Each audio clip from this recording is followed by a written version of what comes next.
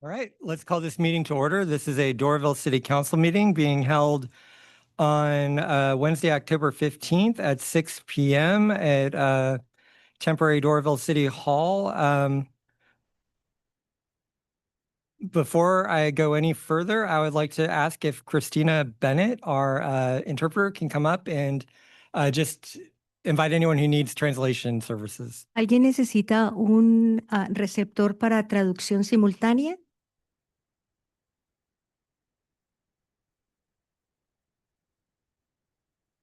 Okay, thank you. All right, as we call this meeting to order, I want to remind everyone that Doraville is proud to be a city of civility. While differences of opinion are natural, let us approach each other with open minds, speak with courtesy, and treat each other with dignity and respect. Respect is the foundation of good governance, and we thank you for upholding the spirit of civility with us. I'll call the roll. Mayor Geierman, I'm here. Councilmember Henshaw? Here. Councilmember Ray? Here. Councilmember Kuntz? Here. Councilmember Armistead? Councilmember Simmons? Here. Councilmember Evans? Here. All right, we have a quorum. I'd like to ask everyone in the room to please rise and join us for the Pledge of Allegiance. I pledge allegiance to the flag of the United States of America and to the republic for which it stands, one nation, under God, indivisible, with liberty and justice for all.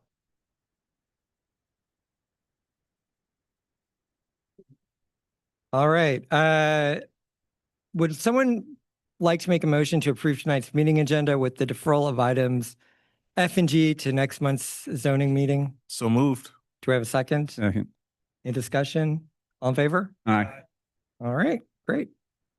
Well, I'm going to come down to the podium and I'd like to ask Ms. Juana Alzaga to join me, please.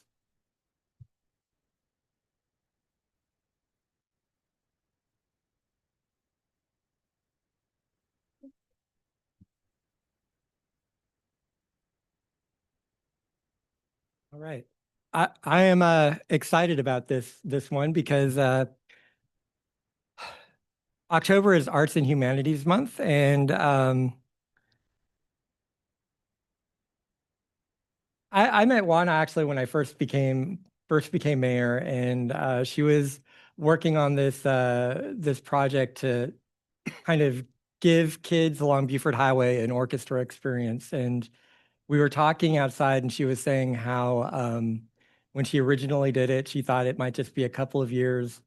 And here she is 5 years, and this thing has just kind of blossomed. And it's really a beautiful thing. So it means a lot to me to be able to have her here to accept this proclamation recognizing October as National Arts and Humanities Month.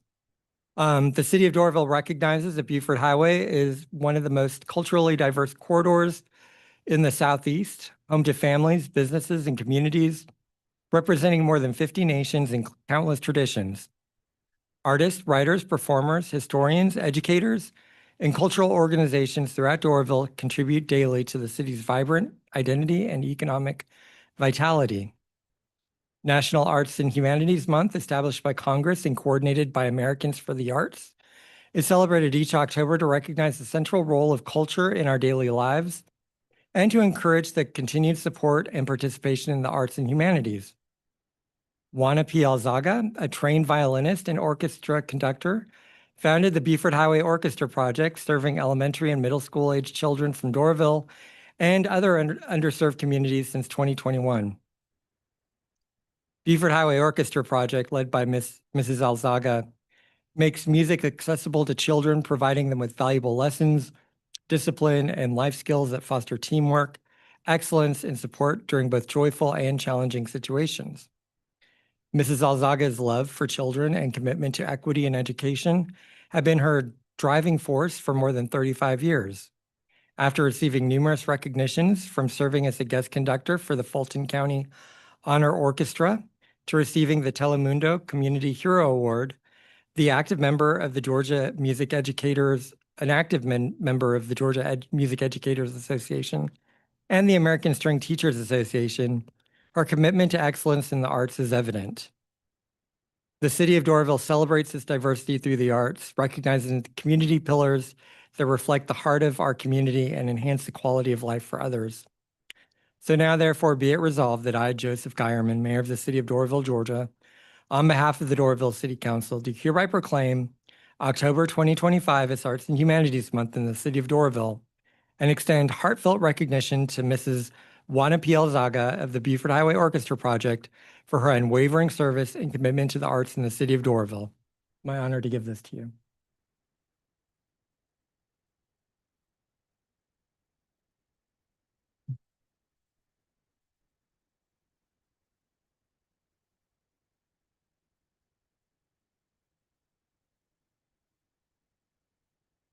I wouldn't be here, and I would be remiss if I don't mention my former student from Norcross High School, who believed in the mission of serving our children in underserved communities. And I would like to recognize Lily Pavian and We Love Buford Highway. And We Love Buford Highway is a nonprofit organization of preserving our multicultural community, which is so vital to Georgia and to the nation. Today, I stand in front of you humble because so many beautiful things have happened, not only to our community, but to our children.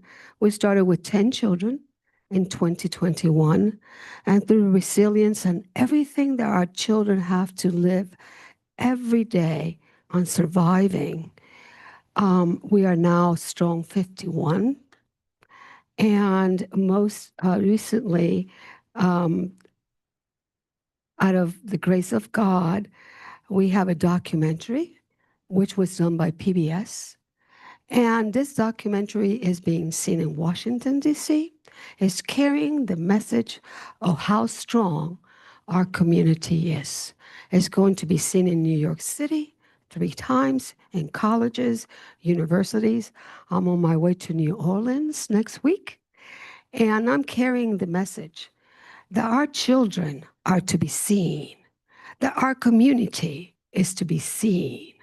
Our community is here because of the hospitality and the welcoming of Doraville, City of Doraville.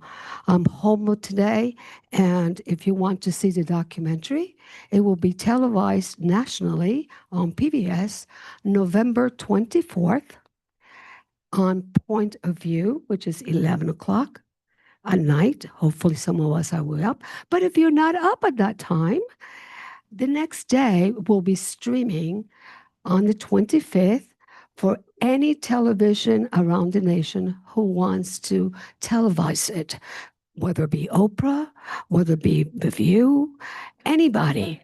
And hopefully, we'll get to the Oscars, not me, for my children. Thank you so much. It's a pleasure, and I'm very humble.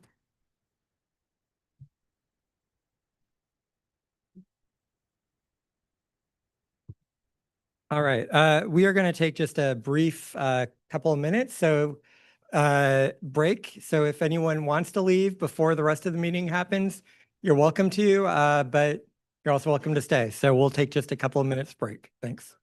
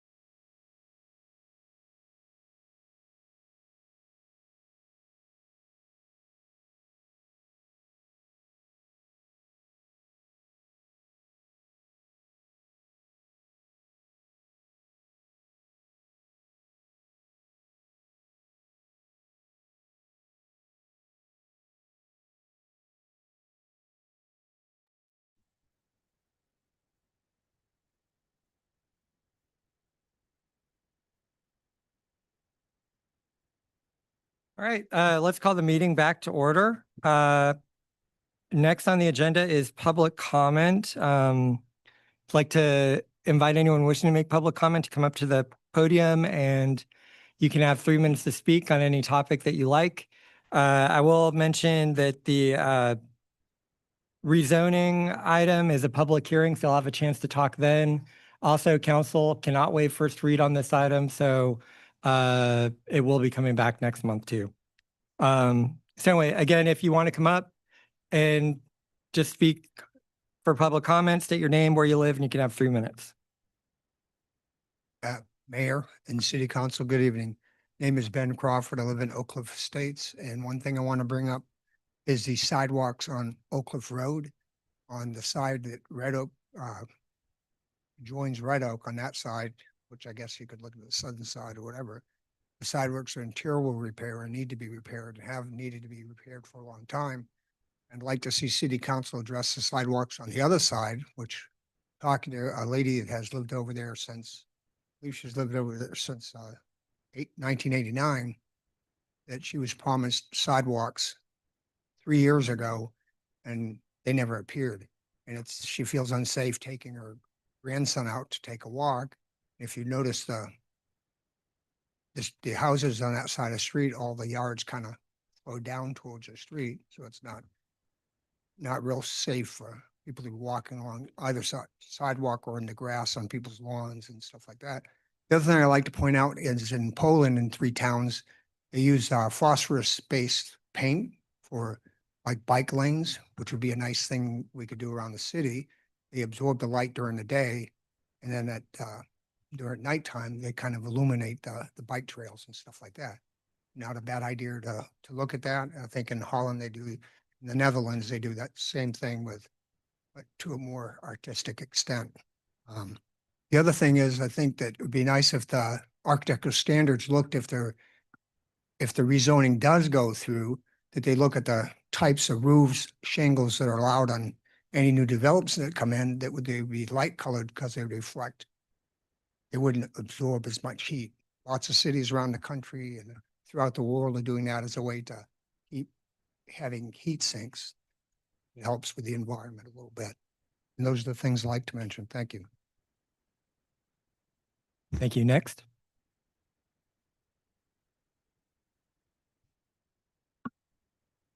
Tom Hart, Gordon Heights. I had an extensive list. Out there campaigning, you find out when you go door to door, you start talking to people and realize how many problems the city really has that are not public. But it's interesting. I was parked next to a MARTA bus trying to get out of Central Avenue last night, trying to make a left-hand turn. Now, if you had a plan for the downtown, you had an actual plan, you would have moved the traffic light from Park Avenue to Central before you closed the street down for 2 years. That would be a plan. You don't have a plan. There's a pipe over on Pin Oak Drive. They've been digging that hole for 6 months now to put a drain pipe in that should have taken no more than 30 days. We called about a park bench that got damaged. Instead of fixing the park bench that had been there for 35, 40 years, the city came by and tore the whole thing out. There's nothing there now. So when you drive around the city, it's a city that doesn't fix problems, it creates problems. When you have the zoning where you're trying to zone all this R1 to T4, one of the things they have in R1, you can't have duplexes. They built 3 duplexes in my neighborhood in the last 6 months. Code enforcement drives right past these things, nothing's happening. You have a building official you're paying 52% of the permit fees in the city to. I've never seen the guy. I don't know who they are. You have building problems from one end to the other using the wrong construction materials, and nobody's watching it. So you need to trade in a couple of the grass police people and get an actual building official and maybe the DEI instructor in City Hall. Maybe you could trade them in for an actual building inspector. Thank you. All right. Thank you. Next.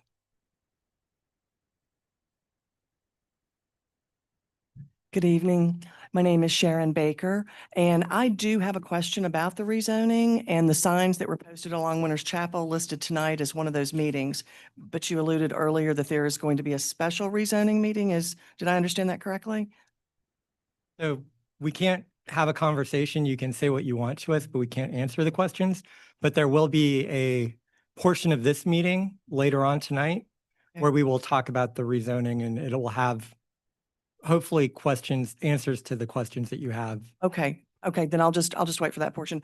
I just had, some basic questions regarding property values and in turn property taxes, how it's going to be impacted if in fact it does get rezoned. And I guess I would just say for anyone here who has questions, you will be able to ask them during the public hearing, which is happening with that portion of the meeting. So you'll be able to ask them, and then we Which is won't be able to happening answer tonight. them at the time, but council can then answer them after the public hearing happens. Okay, great. Thank you. Anyone else wishing to make public comment?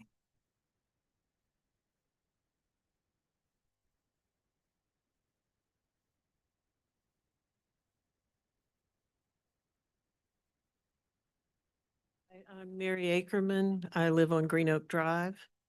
And I just don't feel like any of my concerns have been addressed yet. One thing I would like to mention about the rezoning of Oak Cliff is it's my understanding that on the corners, there can be retail or not retail, but commercial property on the bottom floor, then possibly a couple more floors of residential. And then in between, they're not talking about making it commercial on the bottom floor, but people could build a duplex or possibly a multi-story up to 4-story apartment building or other type of edifice. So I just don't see how parking can be addressed without widening Oak Cliff or eminent domaining my backyard, about half of it, to put an alley through. My mind goes back to the first meeting of these that I attended, where a gentleman was here and he was pretty riled up and was kind of rude. But what he was exercised about was that in his apartment where he lived, there was an apartment complex where garbage trucks couldn't get in and out well. So the garbage collection was not being handled, and it's almost like once it's constructed, there was nothing that could be done about it, or it wasn't being done. Well, this strikes me as a recipe for that, unless we can take out enough property off of my backyard to create an alley that a garbage truck can get down, not only get down, but has to be able to turn around potentially or back up to things or whatever they need to do. So it's like a small street needs to be able to be constructed behind the houses on Oak Cliff if you want to be able to have parking sufficient. I know I've been to a small coffee house on Buford Highway before with a bunch of people where we needed to have a small meeting. And every one of us brought our cars, and that was 9 cars. And we went in the back of the little coffee house. This is the kind of business that could be built on the bottom floor of one of these buildings that is proposed. And if there were 9 cars, and then there were customers in the front, they had a little meeting area in the back that we were using for our little board meeting. And then there might have been 8 or 10 customers, several cars, plus the cars of the people who live above. You might need 20 parking places. Where are they going to go? What's the plan? I'm not seeing that kind of information that doesn't involve somehow negatively impacting my property value. And I will just mention this and then I'll stop. I saw on Facebook just yesterday, a friend of mine on Facebook who owns a house somewhere else just had some new development behind his property, and he said, I had no idea it was going to be this way. It's probably going to cost me $200,000 in home value. He may have just been really bummed out to find out that it was going to be as noisy and as problematic as it was. Was that me? That was the 3 minutes. All right. Thank you. And you'll have a chance to make public comments during the hearing too. Anyone else wishing to make public comment? Is there anyone on Zoom? All right, Susan, once you unmute, if you can state your name, where you live, you can have 3 minutes. I'm Susan Frazee and I live in Oak Cliff Estates, and I figured out how to unmute when the time is right. So my comment, I have 2 of them.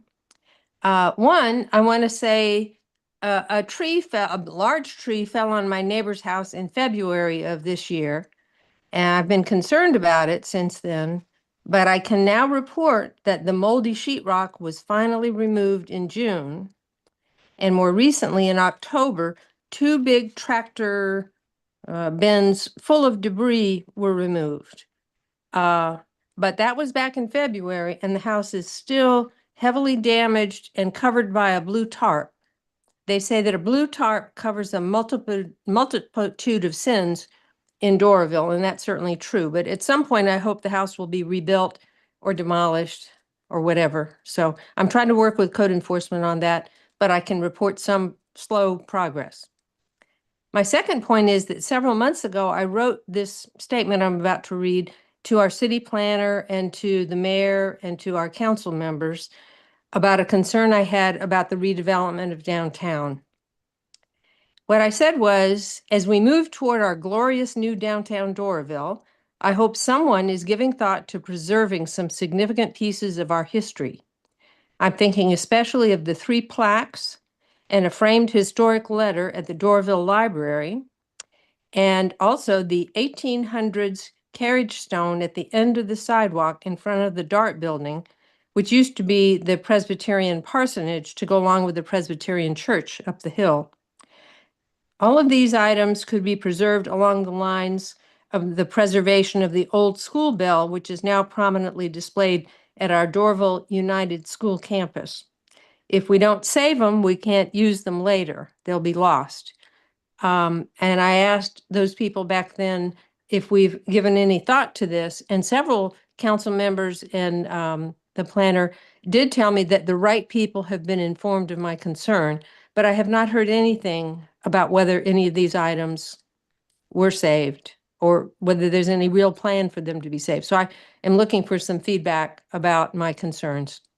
So I know that I think I saw, and I'm sad about it, frankly, the police department is gone. City Hall is gone. I couldn't see in my drive up Buford Highway, but I assume the library is gone. I don't know how much of the rest of downtown. But if the carriage stone is still out there in front of the art building, the former parsonage, I hope somebody will dig that up and preserve it somewhere so we can use it later to point to our history and celebrate that. Thank you. All right, thank you. I think there's one other hand raised. Dawn? Yep. Hi. I just want to talk again about the speeding and cut through traffic in Northwoods. I have spoken to Carrie and to Chris. We've got to attack this situation. It's been a year now since we got together with council to talk about it. I understand speeding goes on everywhere. Traffic is everywhere. But here on our streets, we just can't deal with it anymore. It was interesting and very sad to me that even during the crosswalk painting, we had a drunk driver try to get through where our police were parked. And this was before 6 o'clock at night. But that's not the first time it's happened to us. If anybody even tries to sit at the community garden, it doesn't matter what time of the day or night, everybody is hauling butt through Northwoods, tractor trailer type vehicles, lawn vehicles. And my problem is that I don't think these vehicles could really even stop if they wanted to. They're just top heavy. And I don't believe that Waze is the only thing that's bringing people through the neighborhoods. I think it's a convenient cut through. They're on a mission, and that is to get from point A to point B, Shelford Road to wherever. So I think we have to seriously look at what we're going to do for traffic calming. at Northwoods and explore some of the options that the community has suggested. Addison is just the biggest nightmare ever. So before we have another drunk driver like we did at the community garden or right in front of our police, let's try to do something to slow down traffic and not make it so attractive for everybody to cut through, racing through the neighborhood. Thanks, everybody. Thank you. Thank you, Dawn. I think that was it. Is there anyone else who wants to make public comment? All right, we're going to close public comment. And I will ask the council if anyone would like to make a motion to approve tonight's consent agenda. Make a motion to approve the consent agenda. Do we have a second? Second. Motion and a second. Any discussion? All in favor? Aye. Motion passes. Thank you. All right, we have some deferred items from last month. We'll start with CUP 2504.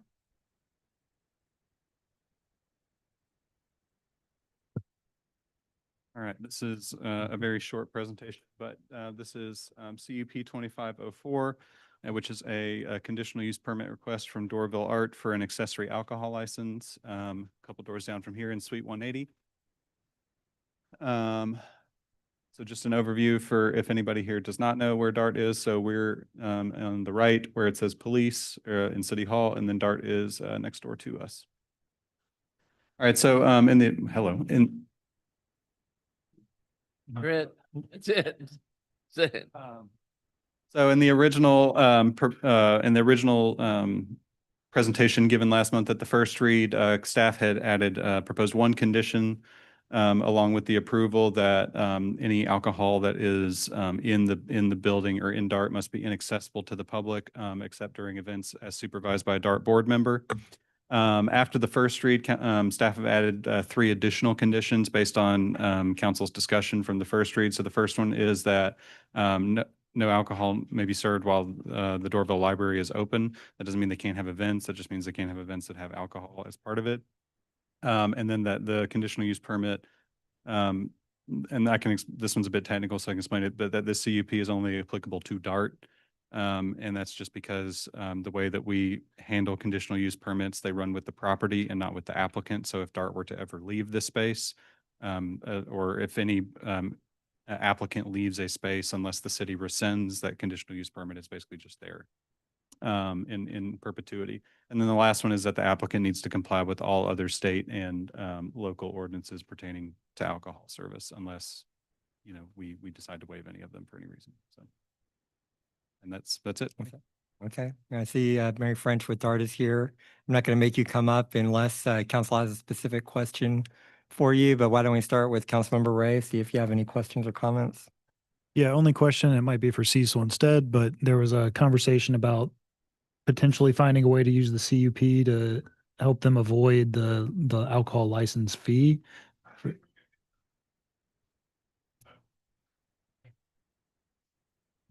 Mm-hmm. Okay, I just want to make sure it didn't need to be connected here. That's it for me. Things like zoning are purely what am I trying to say? Purview. Thank you. So if council decides to waive those, they can do that as long as it's not something that's also covered by state law. Understood. Thank you. All right, Councilmember Simmons. Thanks, Mayor. Yeah, that was one of my questions. And the other one was, are they gonna have to come back in front of us when the library moves downtown if they stay in that space to get rid of the no alcohol may be served while the Dorville Library is open part, or does that just go away? So the CUP will stay here on the property. They'd have to So get it again. They would have. Right, so they'd have to, that's what I was wondering. They'd have to come back. Okay, which is not a big deal. Okay, no, I think the conditions are good and make sense. And yeah, I'm all in favor of waiving some of those fees. Councilmember Armistead. Same. I don't have any questions. I support this with the waiving of fees however we can. Thank you. Councilmember Henshaw. Charge them all the money. No, the waiving of the fees is fine. Sorry, Mary. The last item, number 4, just so the people listening know, the applicant shall comply with all other state and local ordinances pertaining to alcohol service. So they're getting each person who's pouring alcohol has to go get their separate pour licenses, and there's just a lot of other recordings and everything that goes along with it. So these aren't the only restrictions. These are the restrictions Doraville's applying in addition to all of the other state and local ordinances on top of it. Just so you know, that was it. Councilmember Evans?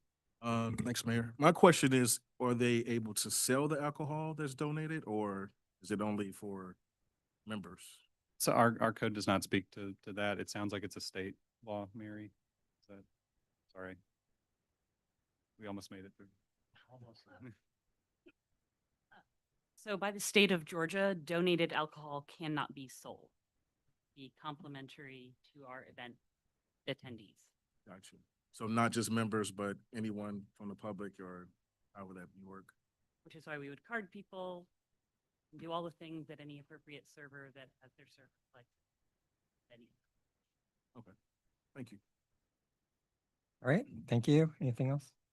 Councilmember Kuntz? No, that addressed my concerns with the library hours. I'm good. And I'm fine with the fees too. Okay. If we have some kind of nonprofit thing for like them and maybe the theater or something, help these nonprofits out that are serving the community. All right, would anyone like to make a motion? Make a motion to. to, go ahead. I'll make a motion to approve CP 25-04. Ugh. All right, do we have a second? Second. All right, we have a motion and a second. Any discussion?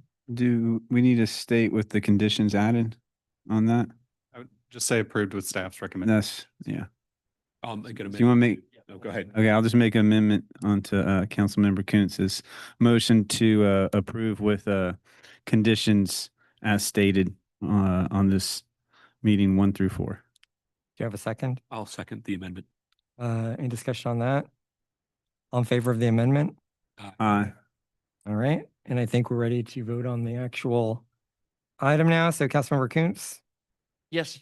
Councilmember Evans, No. Councilmember Henshaw, Yes. Councilmember Armistead, Yes. Councilmember Simmons, Yes. Councilmember Ray. Yes. All right, motion passes. Thank you. All right, next up, V2507.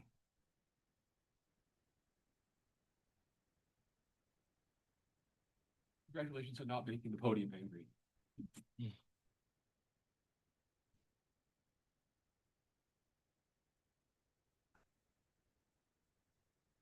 Thank you, Mayor. Good evening, council members. This is a variance request submitted by DM Nguyen, located at 3202 Little John Way. Her request is to allow for construction of a second driveway. It's approximately 9 feet wide by 85 feet long. The overall goal here is to construct a detached garage in their rear yard, which is allowed by right. But in order to do that, they need to construct a second driveway to lead back to that garage. The variance ask is very specific to the second curb cut, as the code only allows for 1 curb cut per lot. Looking more into the impervious coverage, right now they are at 17% impervious coverage. With their proposal, that'll add an extra 8%. Total, it'll be a 25% if approved and constructed. Maximum R1 impervious coverage is 40%. So they are still under that by about 15%. Here's a photo of their proposed detached garage that's going to belong in the rear of the property. Here's some examples of types of driveways that are allowed. Typically, the driveway, the image on the left, the driveway is not allowed to go past the rear plane of the home. The image to the right only allows the driveway to go past the rear plane of the home only if there's a detached garage in the rear. Then the driveway can connect to the detached garage. The applicant is asking to do a driveway such as the one on the right, but there are 3 factors that are preventing them from doing that. First factor is topography. There's about 11-foot difference from the grade at the existing driveway up to the backyard grade. Also, 2 other challenges are it is a corner lot, and also the home is built at an angle. So if you see the driveway to the left, there's a little bit more area in that driveway as compared to the area of the driveway to the right. So the driveway to the right is severely limited because it can only go to the house. So what they're asking for is to branch off of their driveway, create a new second driveway and build a rear garage in the rear. Staff is recommending approval. We had two conditions. The first condition is that the second driveway should not be wider than 9 feet. Also, there is existing gravel on the site. With the construction of the new driveway, we would like for all that gravel to be picked up. At last council meeting, at your first read, there was talk of a wooden privacy fence being installed. That was just to screen everything in the rear yard. You may recall there was also a chain link fence. And so the third condition was to just remove that chain link fence, only have a wooden fence so that it's clean and also acts as a privacy screen. The applicant is here tonight if y'all have any questions. And Albert, if they wanted an 8-foot fence, they could do that too, right? They could, per code, yes. Okay. 8 feet. Councilmember Evans, you're the one who wanted to defer this. So you have any questions? Thanks, man. No, everything's been addressed, so thank you. Does anyone else have any questions on this item? Would anyone like to make a motion? Make a motion to approve V-25-07 with the conditions as laid out in the packet, including the fence. Second that. All right, we have a motion and a second. Any discussion? Okay. I was just wanting to make sure that 9 feet, because I remember there being parking a boat, and boat trailers are typically wider. So I wanted to make sure that the 9-foot width was acceptable. Yeah. Okay. Yeah. That was my only. You have a concern. big boat. I think this was like 18, I 20 know, I just foot. wanted to make sure that they didn't have to come Probably. back and apply for a 1 Mhm. foot wider Gotcha. variance later. That was my only comment. Thank you.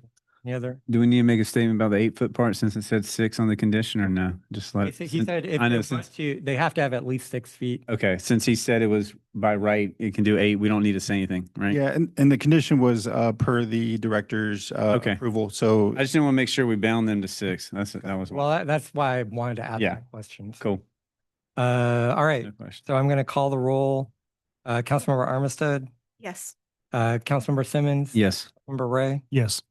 Councilmember Henshaw. Yes. Councilmember Evans. Yes. Councilmember Coons. Yes. All right, motion passes. Thank you. Congratulations. Thank you. Thank you for your patience with the city.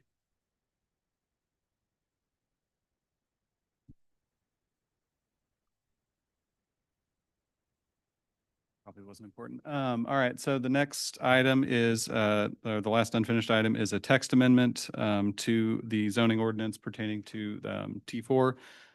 So this is, I'm also going to be brief with this. So the next couple slides are what was in the original proposal from last month for anybody that wasn't here. So these are some use table amendments, the biggest of which being convenience, adding convenience stores as a specific use in the code as opposed to lumping them in with general retail. And then permitting those only with a conditional use permit approved by the city council in T4, but then keeping it permitted by right as it is today in T5 and T6 and some other places, mostly along Beaufort Highway and our other major roads. And then last time we had proposed adjustment to the building height, so removing one of the stories from the maximum building height in T4, so bringing it down from 4 stories to 3 stories. Which is the same as T3 and R1 functionally. And then, but some changes from the first read based on some of the discussion that we had last time. One of the changes that I did make to the code was that for the building height, instead of it being a blanket lowering from 4 to 3 stories, because there was some disagreement on if that was appropriate to just do that at blanket across the entire city, is when a property is adjacent to R1, to lower the building height to 3 stories maximum. And then if it's not adjacent to an R1 zoning, that it's allowed to be 4 stories. So anything that's like fronting something along Beaufort Highway or where we are right now or something like that would be allowed to be 4 stories. But if it's on like Oak Cliff Road and the stuff behind it is zoned R1, that it would be stuck at 3 stories. Oh, I forgot to put a little label there. And then there was also a question from, I believe, Councilmember Henshaw and a couple of other folks about what exactly is a story in the code. So the definition of a story height is from the finished floor to the finished ceiling. So from where I'm standing to the ceiling panels here in this room, and a commercial ground floor commercial use, that height can be a minimum of 14 and a maximum of 25. For a residential use, It is 14-foot maximum ceiling height. And then one other thing that I did want to count is there's a note in here that things like attics, chimneys, I don't know why it assumed anybody would have this, but it also mentions things like belfries don't count towards story height. But just wanted to point that out specifically because somebody had asked about like roof pitch and stuff like that. So staff are recommending approval. Planning Commission also recommended approval of the original version that was brought last month. Let me know if you have any questions. I just have a really quick question. Someone mentioned coffee house being in this. Is that a possible use in this? Restaurants are permitted, They're permitted? but the commercial, the retail uses are limited to 1,500 square feet. So it'd have to be 1,500 square feet, and then it would also have to meet whatever the parking requirement is per the city's codes. Okay, Councilmember Henshaw, you have any questions? Yeah, I mean, can you go back one slide? Let's see. Yes. Okay, this was the question I had originally. Most commercial, they 14 to 17, 18 foot, but 25 foot's really quite tall, and you could actually make that you could have a balcony or a mezzanine level within that. And I'm not sure if the intent of this is if you have a 25-foot first floor and then 14 feet and then 14 feet, do we have a maximum height allowed as well underneath this ordinance, or is it just based on stories? It's based on stories, and then the story height is dependent on what you're using the story for. Yeah. So I guess I feel like this is closer, but I feel like I'm just going to do some, I got my calculator out. So 25 plus 14 plus 14 plus 14, that's 4 stories plus 14-foot attic. That could be under the code. This could be an 81-foot tall building. And that feels off. And I'm certainly not comfortable building a building that tall or allowing a building. Now, I know as an architect that you can't build a building that's 30 feet deep, that's 80 feet tall. Like you just can't, it's not really feasible. But it seems like there's got to be a way to add in, and I don't know if our form-based code doesn't allow for a maximum building height within its. Well, it does, but the maximum building height is based off of stories. Based off of stories. Number. Is there a way to base it off of stories and or whichever one is lesser, I mean, if to build off your question a little bit, if the intent is to keep it neighborhood scale and you think 25 feet is or even 14 feet is perhaps a little too tall for the scale that we're going for, if you were so inclined to recommend approval, I would say an amendment to lower that building height to something that feels a bit more reasonable. Yeah, I went through and I redid the numbers, and if you take a 20-foot, 12, 12, and 12, that's still 56 feet plus your roof line, which could be up to 14 feet or up to, let's say it's just 12. So that's still 68 feet. We do have the step back requirement still though within the zoning, correct? So that sort of alleviates a lot of that issue for me. And that is based off of 35 feet as opposed to any kind of story height. So I guess, knowing what clients typically want, when you're having a coffee shop, the ceilings could be 8 feet. It's not a big deal. The spaces that require these 20-foot ceilings are usually significantly bigger commercial spaces. So I don't want to hamstring development, but I find it hard to believe that somebody would say, I need 25 feet for my corner grocery store that's only 1,500 square feet, but I need 25-foot ceilings. So, yeah, I'd like to figure out a way to reduce that impact. And Councilmember, do you think that it could maybe be for the T4 zoning that's adjacent to R1? Because if you're concerned about limiting development, correct. Yeah, I agree. maybe the place where you want to limit the development Yes. is right there. Yeah, I agree with that. I've said my piece on that. Let's see what everyone else thinks about that. All right, Councilmember Armistead. I agree. I'd like to see that lowered where it abuts R1, if we can make that math work out.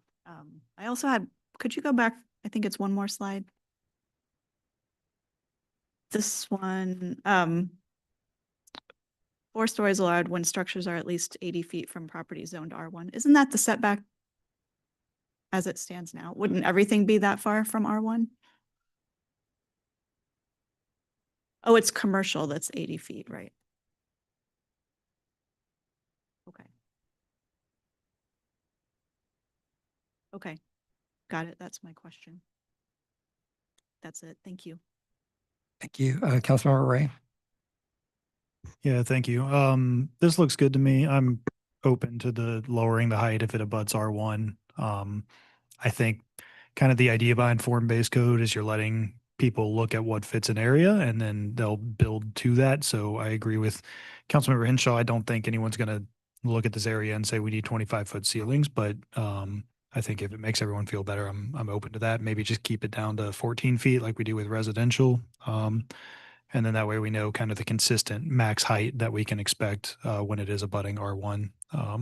Or perhaps, 14 to 18, whatever we all kind of can agree on, but I'm fine with that. Thank you. Councilmember Kuntz. Yeah, I share the concerns about the story heights. And the other thing, and this, I don't know, this just feels like it's sneaking back in. We had, I thought the idea was that if there was a T4 property that was abutting R1, it was going to be 3 stories. And now somewhere it's been added back in, or unless the structure is 80 feet away.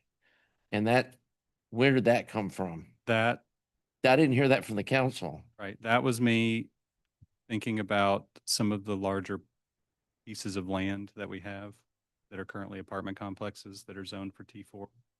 And if someone wanted to, if you just had a blanket 3-story wherever it's touching R1, you could potentially have like a 20-acre piece of property that is limited to 3 stories just because one corner of it happens to be next to somebody's house. Well, and like I discussed with you, I think there needs to be some future consideration of, I think we mistakenly zoned these large tract apartment complexes T4, and we weren't thinking through that T4 should be more neighborhood scale. And I don't know why we didn't make like those big apartment complexes off McElroy and the ones off Winters Chapel T5. That's much more appropriate. They're actually existing non-conforming the way we've rezoned them to T4. And instead of trying to make T4 zoning fit this case of these large tracts that probably should be upzoned to T5, I'm not comfortable having this 80 feet thing that it could be 4 stories. I think that could end up being problematic for what we're trying to do here, is making this T4 zoning more neighborhood scale. Yep.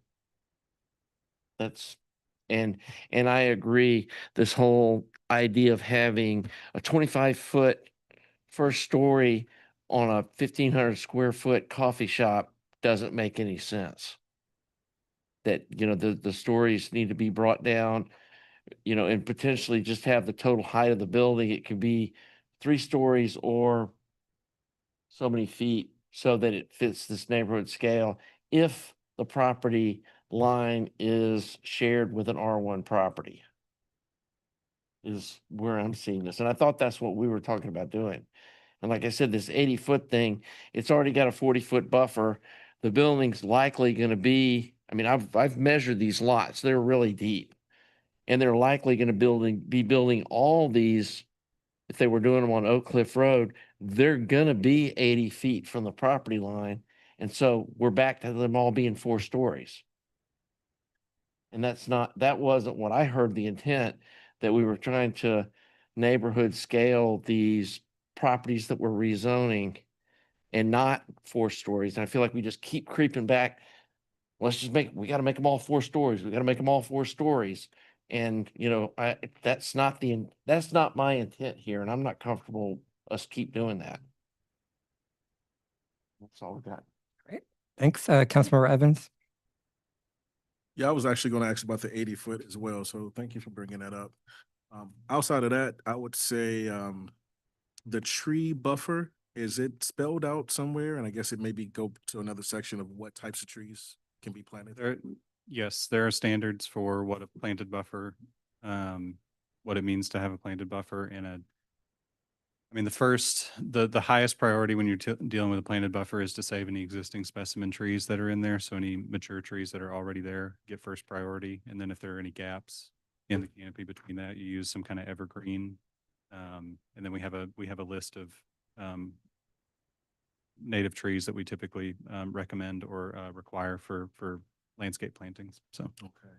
And then in the chart where the table amendments, the playground was completely removed. Is there a reason for that? Yeah, that was, well, let me go all the way back there.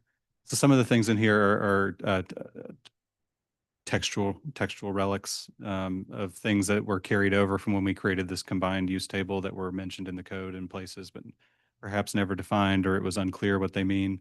When you look at our accessory structures ordinance, playgrounds and play sets and things like that don't count as a structure. So it didn't seem useful to have a category that allowed it in some places and didn't allow it in other places, but then in other places said it didn't count as a structure at all.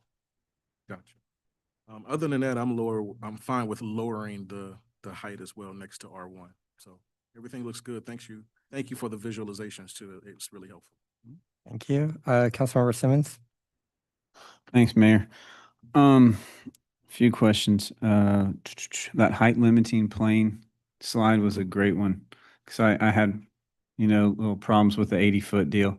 No, not that one. No, keep going. It was the one with Shallowford Road. Yep. That was it.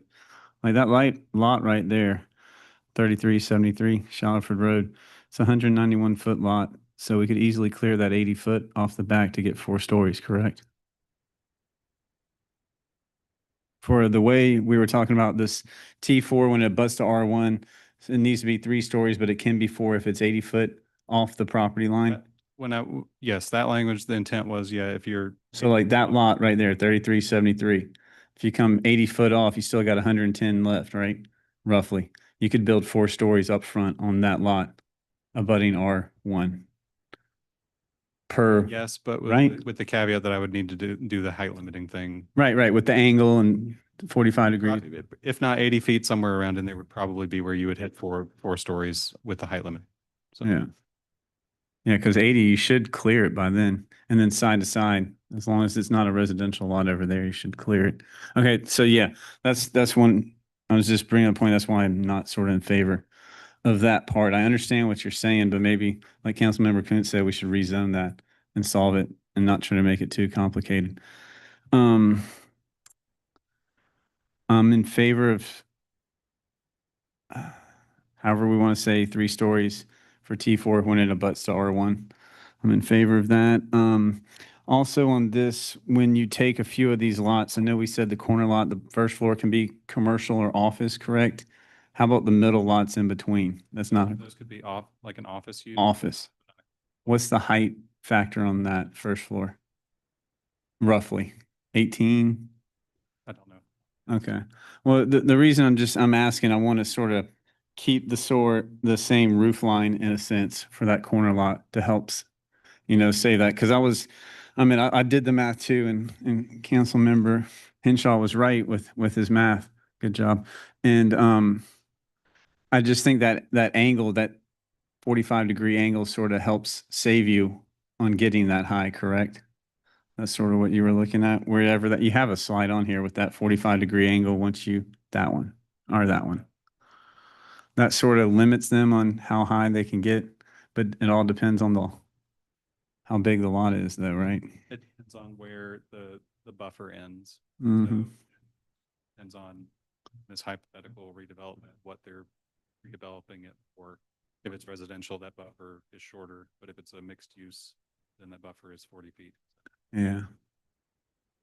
So, I feel like we're sort of safe, but we are human, and I'd rather just solidify it and make sure we're good on that 81 feet. Shouldn't come up. 12 foot's nice for residential. It's high ceilings right there. And I don't think like a coffee shop's doing anything over 10 foot on a ceiling. That's it. Thank you.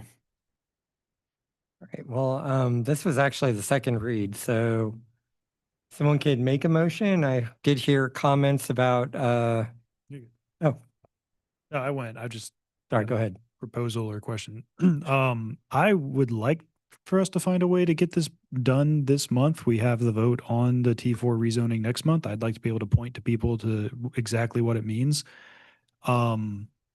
I think the point Austin's bringing up of, if you have this 20-acre property and one piece of it touches R1, even if it's just a corner, we're really limiting development there. Is there a number for those of you concerned about this? If it's not 80 feet, is it 100 feet or?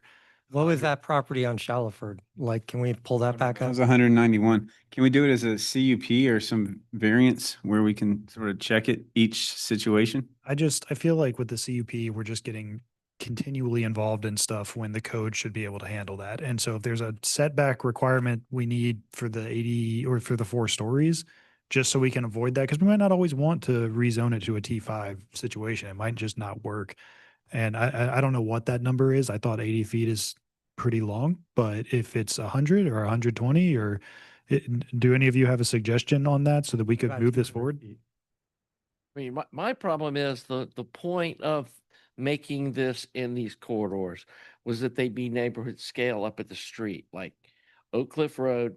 It should not have I don't think 4-story or 50-foot tall buildings are appropriate on Oak Cliff Road, no matter how far the building is from the rear property line. Because the problem with these lots, if you look the way they're done, yeah, they've only got 65 feet on the front, but it's almost 200 feet deep. And you're creating a corridor in a neighborhood where you have these huge, tall buildings that just aren't at the same scale of the neighborhood. You're not showing us, where's this example you're talking about? Where there's what do you say, 120 acre tract next to R1? So Where is that? Just 20. But where is this? I mean, the ones that we just rezoned, well, part of it is touching R1 and part of it's touching T3 on, off of English Oak. And then some of the complexes on, You talking about the ones off Windsor and English Oak? Town and Country Apartments, those? I should have included an exhibit. I apologize. I mean, there are at least a couple of examples of properties. But both of those are really small scale neighborhood apartments too. They're not where I would want to see 5-story apartments either. Yeah, I think that this is I guess what I'll say is in the interest of getting it passed. Like, I think some of those other questions are things that, potentially we could always come back to in the future. But if we're trying to get this done at this time, I think the rule about, going back to if it's adjacent to R1 property, but not completely changing all the zoning is better than, if it's not going to pass because we're concerned about What is? we're concerned about like the length of how far you have to go. So I would suggest, maybe somebody can make a motion regarding, some of the changes regarding the height, the building height, and also maybe just talking about it abutting R1 property. And hopefully we could get this done tonight. And then if we need to go back and resolve any of these other issues or look at whatever the zoning is at those apartments, we can do that down the road. But I will say, Councilmember Ray, I'm worried about it passing if we don't, fair. take the. Can I ask one more question then? Yeah. This goes counter to what I just said, but while we try to figure it out, and it's unlikely, but if some hypothetical developer came in and this situation you're talking about came up, is that something we can do a variance for? If we're saying they're actually a mile away from this R1 property, so over here, we're going to let them do 4 stories or whatever. Okay. All right. And then I'm fine with it for now, but I think it needs to be considered because I think we're going to get ourselves backed into a corner at some point for oddball situations. Councilmember Simmons. Yeah, what height we got to discuss then? So if you got 12 foot per residential with 3 floors and a 14-foot roof, you're at 50 feet. Why don't you just say 50 feet? So is 50 feet fine? Anything up to 50 feet, because if they want to do 2 stories that are 50. Because if it was R1 right now as it is, it could go 50 feet, correct? 35? And this would also, With the, no, sorry, with the roof. No, in R1, 35. Oh, well, well, the T4 against R1 is also going to be that. We said 3 stories. It's not commercial and then 3 stories. So we're already there. So should we just limit it to the 14-foot residential height to keep that roof line like you guys were talking about? I mean, 15-foot ground floor plus 12 plus 12 plus 12 is 63 feet. If you have a 4-story building plus a roof and you just subtract for a 3-story building, you subtract 12 feet off that. So it's 51 feet and 63 feet for 3-story and 4-story buildings. Well, why don't we just change it for the ones that are above? that's what we're saying. Yeah. Well, I'm just giving you both numbers so you can. Yeah. It's a budding would be that would be a 3-story would be 51 feet max height. Let's say the What if they were 12-story floors? 12 foot. 12 foot, isn't that what you said was pretty normal? Well, Yeah. I mean, most buildings, you're not 9 to 10 plus your floor system, which would maybe bring 10 to 11. So if you make it 12-foot floor to floor, that's yeah, that's what I'm saying. So that would be 51 feet for a 3-story building, and then It was 12 feet. if it was well, the first floor would be 15 because you want a little bit more room for HVAC for commercial stuff, and you need a little bit extra room. But And that's and that's Florida 24 and 15 is 39. you got your roof. 39. And that's deck. When you say ceiling, you mean deck, right? Commercial terms? Like not actual acoustical ceiling. You're talking about above that, Yeah, the yeah. deck. Defined in here, well, as it's defined in here, it says finished floor to finished ceiling is what. So, right, that's what I'm saying. Ceiling is That's not- This is finished ceiling. Yeah. So you got 2 more feet above, so it doesn't take into account Well, you got the unfinished 8 space. more feet above or 12 more feet. Right, that's what I'm saying. I've always gone off of floor to floor heights when I do stuff, which is But why this is floor to ceiling, so Finished ceiling. yeah, from floor to finished Like ceiling. if- This height's not including Yeah. the floor system, You correct? say floor to deck is the correct terminology. Perhaps it would be easier to just change what a story counts as instead of. That's, floor to floor. Could we just, I mean, you know what it would take to do a 3-story building, so could you just tell us the number of feet? Yeah, 51 feet. I mean, that is a very reasonable number to me for Yeah. for a 3-story building. yeah, because 12 is tight in So we commercial just say, setting. and that's to the top of the roof, right? Yeah. And Yes. you can always, and that's if you have a pretty steep roof on a building, you can go flat and get taller clearances out of it. So like that would be fine. So can we go with that? Or you I think guys all- I think it's reasonable. I think somebody could come back in and complain about it, but people. You had to add a foot to my number, huh? Yeah, well, I just went off the math. They can get a variance. Calculator added the foot. I didn't do it. Man. No, I'm good with that height. All right. Man. So 51 feet for 3-story and 63 feet for 4-story. When We're not even are talking we? about Can we just talk about, 3. make that change for the ones that are abutting the R1, that's all we're talking about is what abuts R1. 51 feet? Okay. We're not, 4 is not even in play. Okay. Well, you can build a 4-story building in 51 feet if you have small floor to floor plates and a flat roof. So a max of 3 stories. I'm just saying. There you go. Thanks, Gerald. Yep. Solves that. 3 stories, max of 51 feet. Okay, that's. Who's making that motion?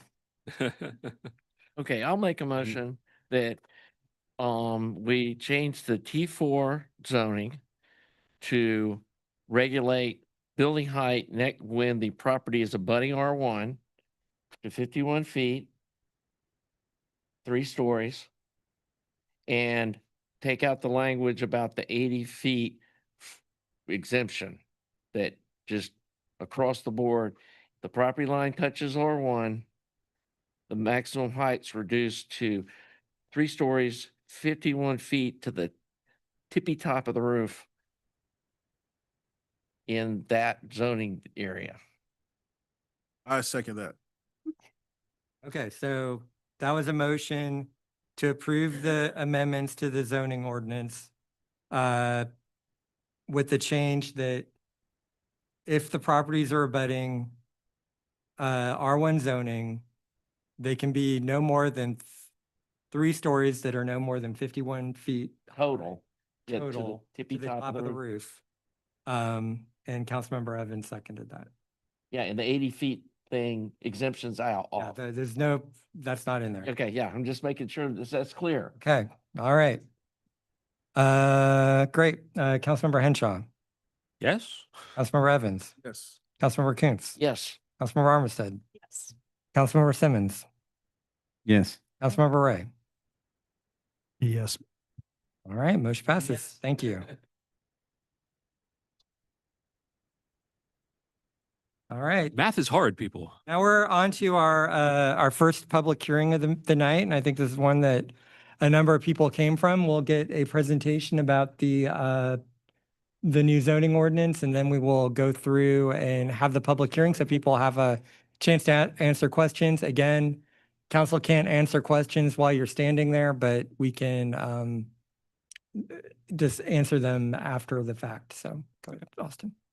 Right, well, this will be a bit shorter than the others since we've done this four or five times now. So the city is seeking to rezone properties on Oak Cliff Road, Winters Chapel Road, and Shallowford Road from R1 to T4, and on Windsor Oak Drive from R1 to T3. So here is the three areas outlined. So currently on Oak Cliff Road, there are some properties zoned, or most of the properties zoned R1. There are a few near Beeford Highway zoned for office. And then the properties on Windsor Oak are currently, or the remaining properties on Windsor Oak are currently zoned R3 or 1. You'll recall that we rezoned the rest of the street to T3 last year. On Winters Chapel Road, the properties are all zoned R1, recommending T4 for those as well. And then on Shallowford Road between Addison and that unbuilt right-of-way there by Chambly Tucker, and then where the Northwoods Plaza is on Beeford Highway. And then we already have that little bit by Bagley and Chambly Tucker that's zone T4 already. All right, so in the comp plan in the character area where most these properties are located, T3 and T4 are, just pointing that out again, are zonings that are permitted in the big bucket of zonings recommended for this area here, and then the building scale up to 3 stories as well. Some character area images pulled out there. So going back to just the part of the code. So we've shown this graphic a couple of times about all the different transects or where the idea of transects comes from. Right now, we're only dealing with these two. And again, we only have T3 through T6. And then the special districts, we don't have rural or agricultural land in the city really anymore. Comparison to design standards, not going to go through this whole chart again, but you can see that a lot for things like setbacks and lot width and stuff like that, R1 and T3 are largely the same. And then for T4, this is obviously now out of date because it could be 4 stories or 3 stories depending on where the property is located. So for a comparison of uses, so R1, as you can see, is mostly just single family. Some like neighborhood scale commercial use is allowed with a conditional use permit. T3, largely the same with the addition of duplexes by right instead of just single family homes. And then T4, with a maximum of 12 units per acre, everything from detached single family homes all the way up to small multifamily buildings, in addition to, as we've discussed many times now, some limited commercial options. And then the building height, this is very out of date as of 5 minutes ago. And then again, as we've talked about several times now, the height limiting plane. So even though the buildings are now limited next to R1 to 51 feet, there is also this additional layer of a height limiting plane where if they, starting at wherever the planted buffer ends, limited to a maximum height of 35 feet and then going up at an imaginary 45-degree angle, which is going to be fun to administer. And then just here's kind of what that looks like when you're talking about, when we were talking about 4-story buildings, where how far away from the property line with the single family zoning that could be. And then just throwing this in here too. So there's been a couple comments about, like the need and like there's kind of like broader goals of like why the city's doing this. So in addition to the stuff that's mentioned in our comprehensive plan, we do have some references to stuff like this in our mobility plan, the transportation plan the city adopted back in 2021. Particularly talking about Winters Chapel and Oak Cliff Road. There was a traffic study done as part of those, and that traffic study suggested that most of the trips that are on those roads, because they connect Buford Highway and 85, are regional trips. So, and I think we've talked about the traffic data a couple of times now, where there are more trips on those roads than there are people in Doraville per day. So just kind of, most of those trips seem to be regional in nature rather than local. And then when we're talking about the capacity of the roadways versus the amount of traffic that we're receiving, it doesn't always feel like it, but there's a lot of has been a lot of math and a lot of thought into how much a road can actually handle. If you guys look at the safety action plan that we adopted a couple months ago, there's actually a graphic in there about how much traffic Beaufort Highway could theoretically handle versus how much it does handle now, and we're at about maybe 45%.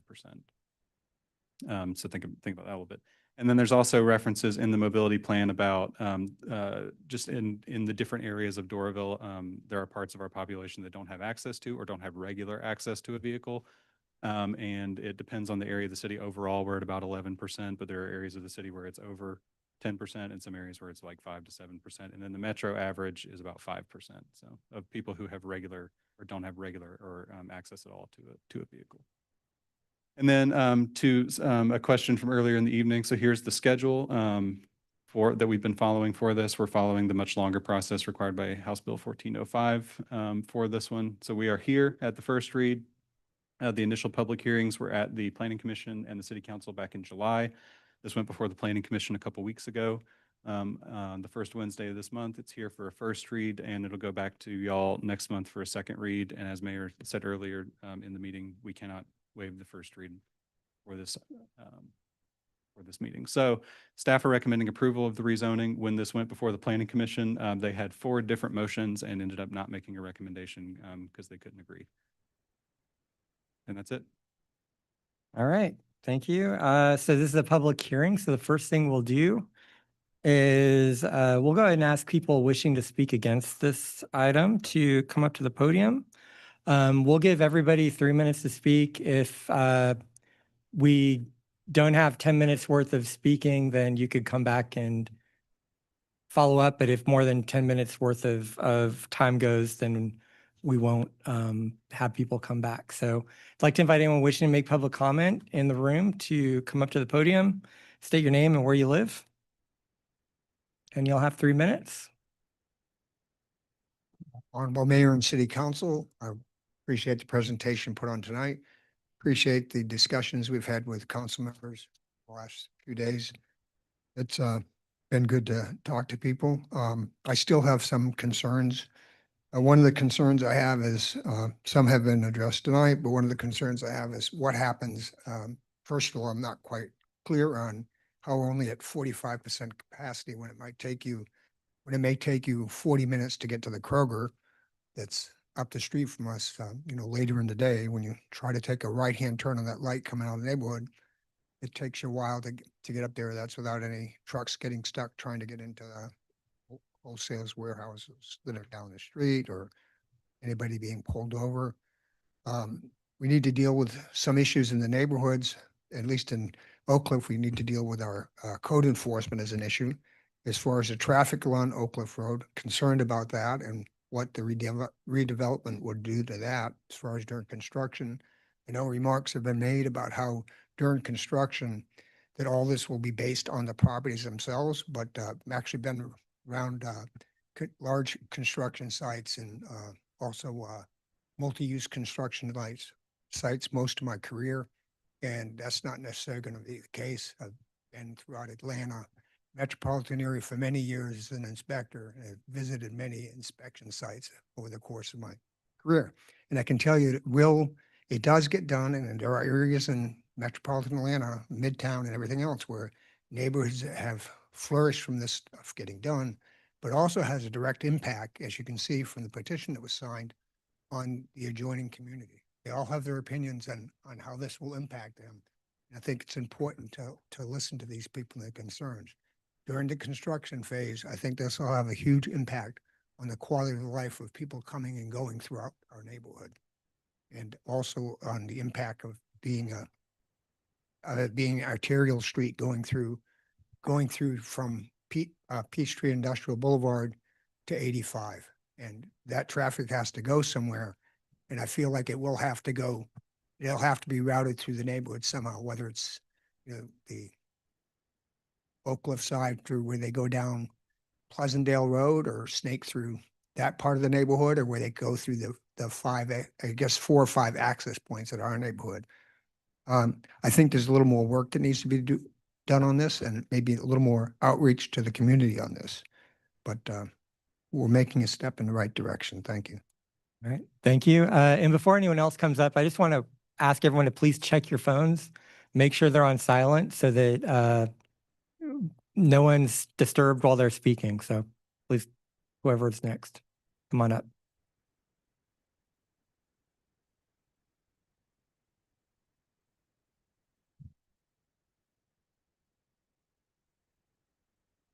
Tom Hart, Gordon Heights.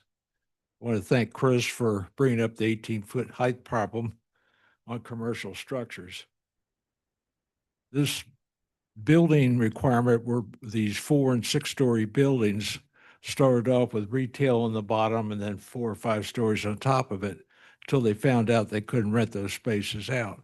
Then they decided to bring that up to an 18-foot bottom floor.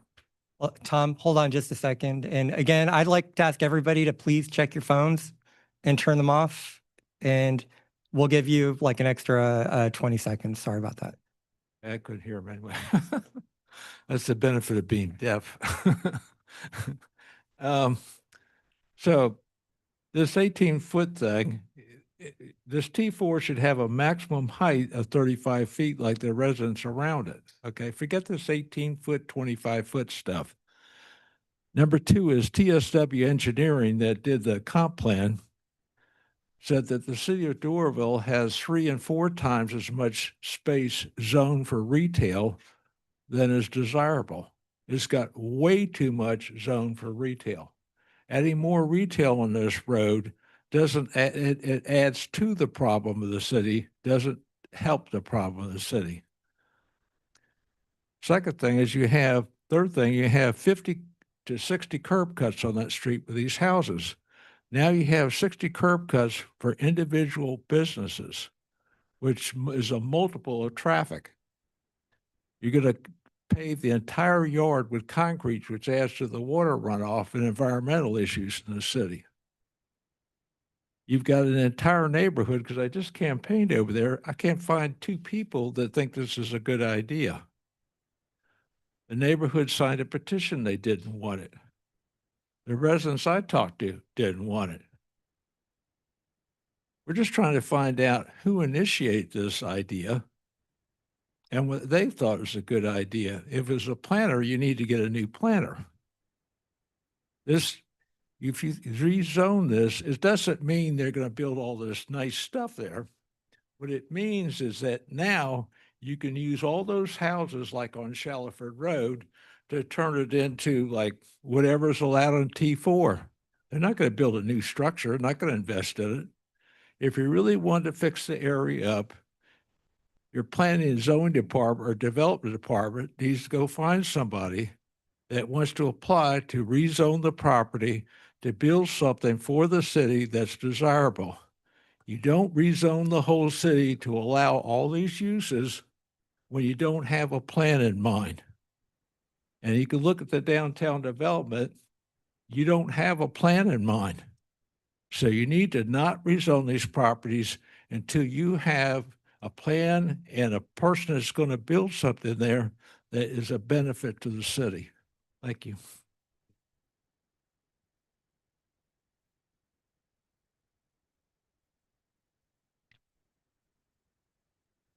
Hi, I think I'm now at the right time. Again, I'm Sharon Baker, and I am also concerned about property values in the Winters Chapel Hills neighborhood. If along Winters Chapel Road, if the zoning goes from R1 to T3, how many townhomes would that be? Now, according to the slide earlier, 6. So if you have, my question is if you have a home right now and its property value is X, you tear that home down and you build 6 townhomes. Now what is your property value? And in turn, your taxes are going to be based on this. My concern is along the Winters Chapel corridor, just those homes will be rezoned. There's a neighborhood, a whole entire neighborhood behind that. Those property values will also be changed due to what's going on Winters Chapel. So I'm sure it would be beautiful and it would look great, but my concern is that residents are going to be priced out of their homes with property tax because the property values will go up. If you can put 6 townhomes on one lot, it makes sense, and that's at least, it might even be 12, I don't know. It makes sense that the property value will go up. And that is what property taxes are based on. So I think some thinking needs to go into this a little further and look at who our residents are. Are they going to be able to afford this? I don't think so. So you're going to price people out of their homes is what I'm thinking. That's my concern. If anyone can answer that for me about property values. I understand what they're saying. Currently, no, it will not. But I'm looking at the future. When you tear that house down and you build 6 townhomes, then what do we have? What's the property value at that time?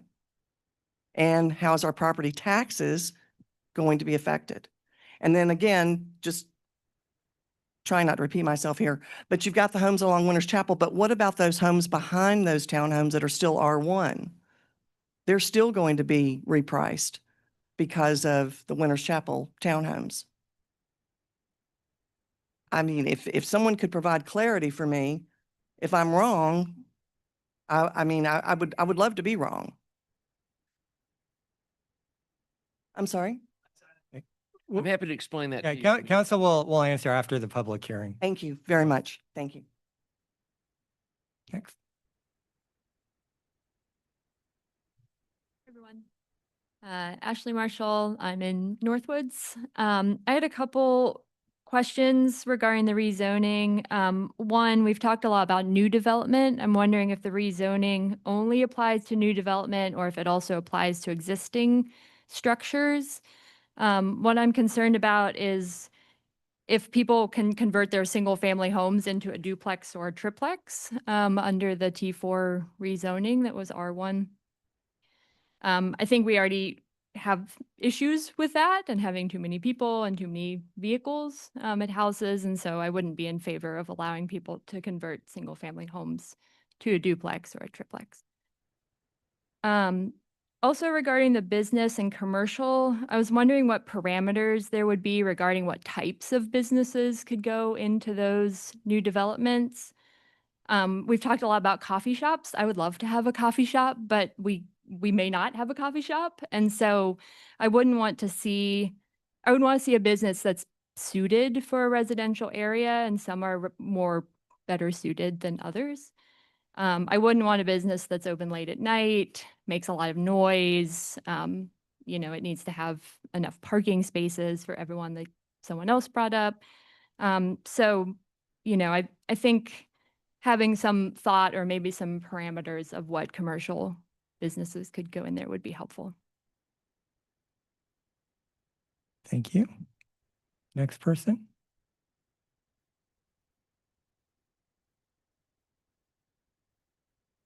Hi, I'm Sally Conway. I'm in Madison, out on the 3rd block down from where we're talking about I'm really concerned about when you're adding a floor, then the number of people that are within that piece of property would increase. It's a small piece of property right there. And you put more cars, it's going to be more populated going down the street. So it's already busy because right now it's a cut-through street off of Shallowford to get out the traffic. So I'm just concerned about it, and we still have children. It's an older subdivision, but people have moved in with younger children now. So I have concerns about having more of that. Plus, it's a great street to walk on. We have a lot of people that are every night are out there walking. So that pedestrians are also another consideration. So, and for the fact that you did the rezoning to redo that, then heck, you could have are you going to put restrictions on current houses being converted to 3 stories? So, just more questions. Thank you. Thank you.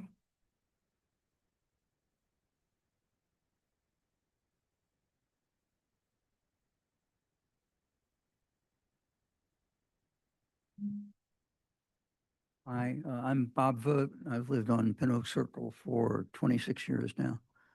Nice to see you all again. Thank you for the opportunity to speak in public.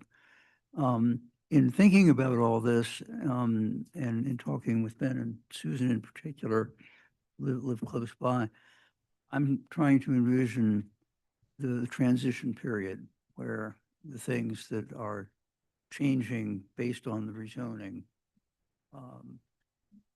building or modifying existing structures, what is that going to be like? You know, the Pin Oak Circle part that I'm on, to the south, I guess it is. If you can't get out at there's one stoplight that I use, then there's a stop sign on the other side of Pin Oak Circle intersecting with Oak Cliff. And then there's a thing that you can wind around, which I always have to figure out whenever I have to do it, that eventually will take you off over to Bruford Highway or another way to get out. But the way I think of it is with increased traffic, which I think all of this is, and traffic probably increase anyway. I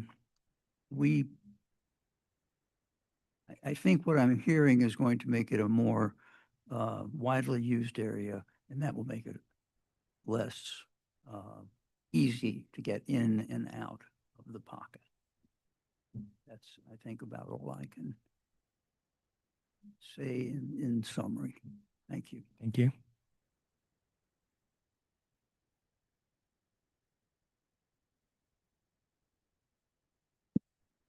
Susan Crawford, Oak Cliff. Sorry for the disruption of the phone and tripping over chairs, and I thought I had my phone off. First, I want to thank those of you who were kind enough to come over and to discuss this with me and with Ben. We really very much appreciate that. And we had a chance to show you our backyard and our concern about the traffic. The traffic is still there, already there, but how the parking behind these edifices might impact our yard and us. I feel like we're sort of dancing on shifting sands here with this proposal. I mean, is it 3 stories? Is it 4 stories? Is it going to be 3 stories until this is passed and then it's going to be revisited and become 4? I mean, I feel a little insecure about that. That was the impression I got, that you're going to come back and revisit this. But I have to say, you moved the needle for me, and I do appreciate that. And I am open to this. I really feel that it could be a wonderful thing, but it could be a horrible thing too. I mean, it's so important. There are 4 of you presently who represent us, and because one of you is at large. So this is really your area. And it bothers me. I think Mary made a good point about the parking. Where are you going to put the parking? It bothers me that we still have tanker trucks zooming down Oak Cliff. It bothers me that, as Susan Frazee mentioned, and I saw this house the other day, since February, these people have their dressers, their guitars, their belongings out on their front lawn still, because there was not their control. There was a tree that hit their house. I mean, if we want to attract good developers, let's show them that we care about our neighborhoods enough to care what they do there. I'm sorry, I thought I had 10 minutes. This is somebody else's phone again. Oh, okay. Oh, so anyway, so I still have concerns.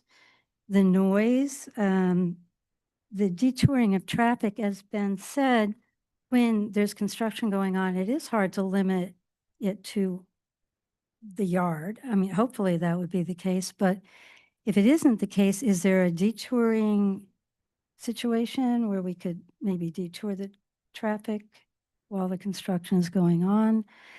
I like the idea that of putting, and I did read with interest a link that Taylor sent. He sent some very interesting information. And I like the psychological thing of people going down a street and seeing buildings close to the street and having the feeling they have to slow down. I mean, it's just a, psychological thing, but I like that. And I do like the idea of building whatever you're going to build up towards the street. So, yeah, I mean, there are a lot of things I do like about this, but I think T4 is such a sort of open zoning. I mean, it does allow for things that we're not going to want, and just be very, very careful with the zoning. And we are skeptical because there is still at one end of Oak Cliff that big thing that nobody even knows what it is. I guess part of somebody's idea of a new restaurant that's already on Beaufort Highway or something. But you seem to keep giving them time. I mean, so that's scary. And what happened at Kmart, and everybody, I don't think it was even, most of you weren't even up here, but it was a really, everybody was excited about it. It was supposed to be a wonderful thing. It wasn't that anybody Susan, wanted it. that was Stop. 3 minutes. Huh? That was the 3 minutes. Oh, I'm sorry. I thought it was 10 No, minutes. it's 10 minutes for everybody, but we want to make sure everybody gets a God, chance I'm to so sorry. Okay. Well, anyway. speak, so we're giving it's- everybody 3 minutes. Who would like to speak next?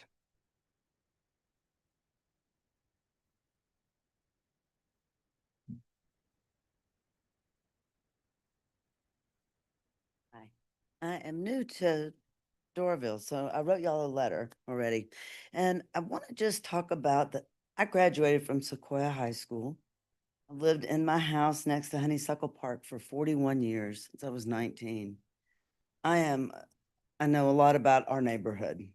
And I know that I haven't been at Doraville proper for long enough, but I've watched so much development be sold and not completed.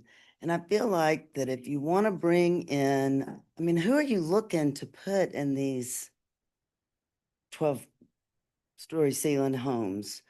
Are you looking to repeat families like we have currently whose needs are not met by sidewalks, playgrounds, groceries? I mean, where the nearest grocery store is still by foot is a heck of a long way to schlep your groceries. So when you're talking about what you're going to bring retail in, I don't think there's anything you can bring to Oak Cliff Road, is my area, that's going to help. I just don't think that there's anything short of completion of that whole way. I mean, just every single thing, we are relegated to the wrong side of the street. And we are stuck between the Kmart thing that never happened. Hell, I wish Kmart was still there at this point. And just beyond Oak Cliff, the 2-story, whatever that project is. I'm just begging you to think, what could we do to sweeten the pot we have? I know that this is a planner-driven project. You know what? Take me to lunch. I bet you we can come up with plenty of ways to spend your money that will help bring quality people to this neighborhood. This neighborhood's never going to change. It's always going to be predominantly Hispanic, predominantly walk-in families. They don't need it to, this is not going to solve the problems of our neighborhood. And as an aside, if everybody can remember when I don't know what he said about the driving,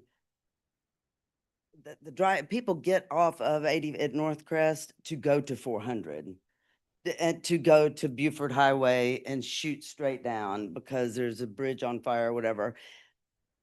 Already we have neighbors that come through Pleasant Valley, by the park, just to get, just to cut off a little bit. I don't want that. I mean, I'm already biting my nails at my house, but I'm just begging you. keep in mind what the neighborhood needs. Thank you. Thank- Next.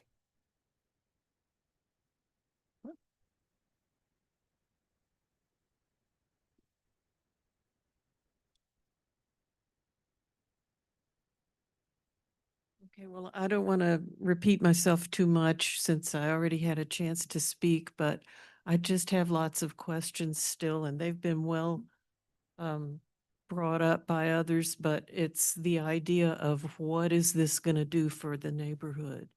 What do we really need? I'd like to see more parks. I'd like to see more walking trails. We're talking about how a lot of people don't have cars. In Oak Cliff Estates, a lot of places, a lot of the houses have widened their driveway and they've got 4 cars in there.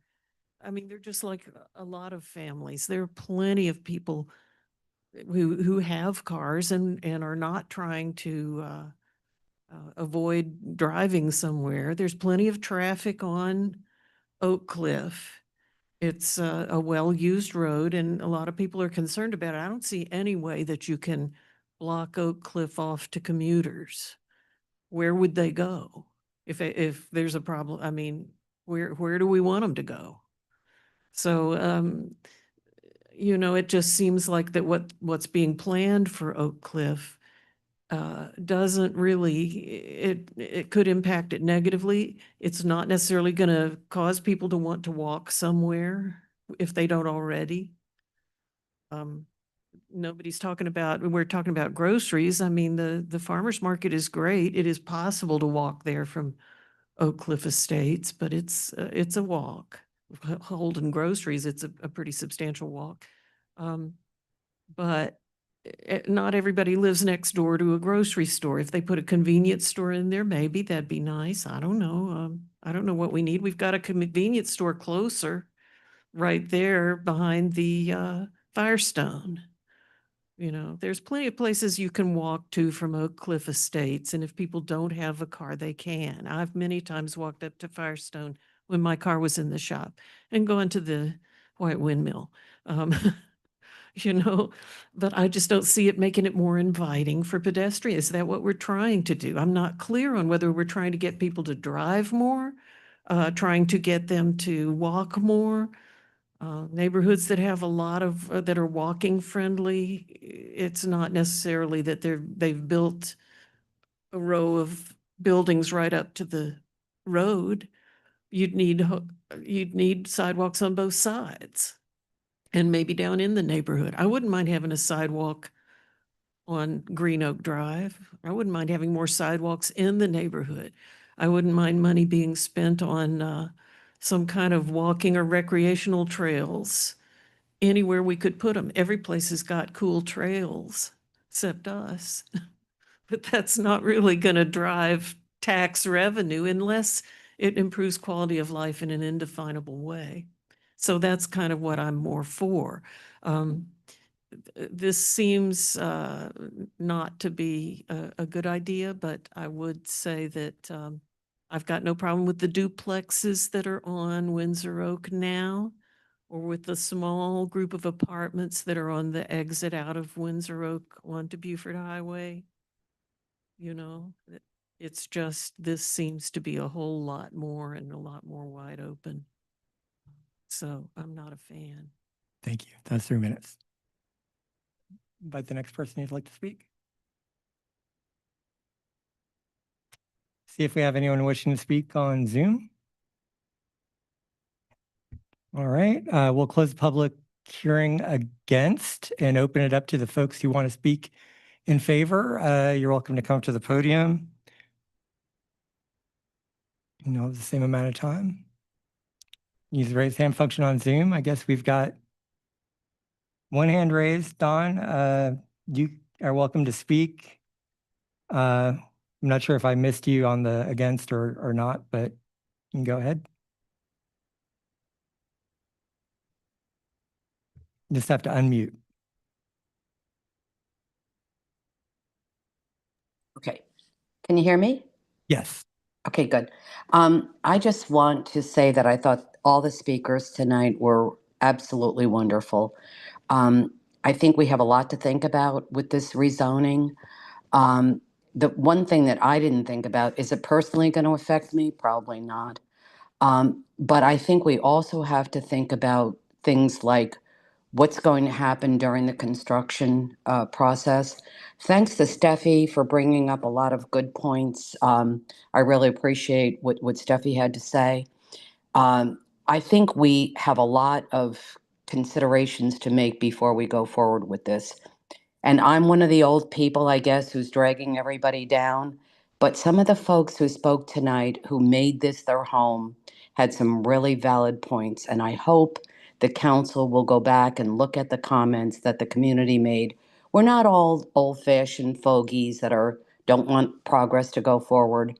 But it's a lot easier to envision something when you're not personally going to be involved in it. It sounds great, but to live through it and to have to deal with what goes along with it, that's another matter. So I appreciate the council for looking at this. We could tell by the discussion tonight that you guys were even confused and conflicted on what comes next. So thank you to everybody. Wonderful presentation, and the folks who spoke today were right on. So thanks so much. I appreciate it. Thank you. Or anyone else?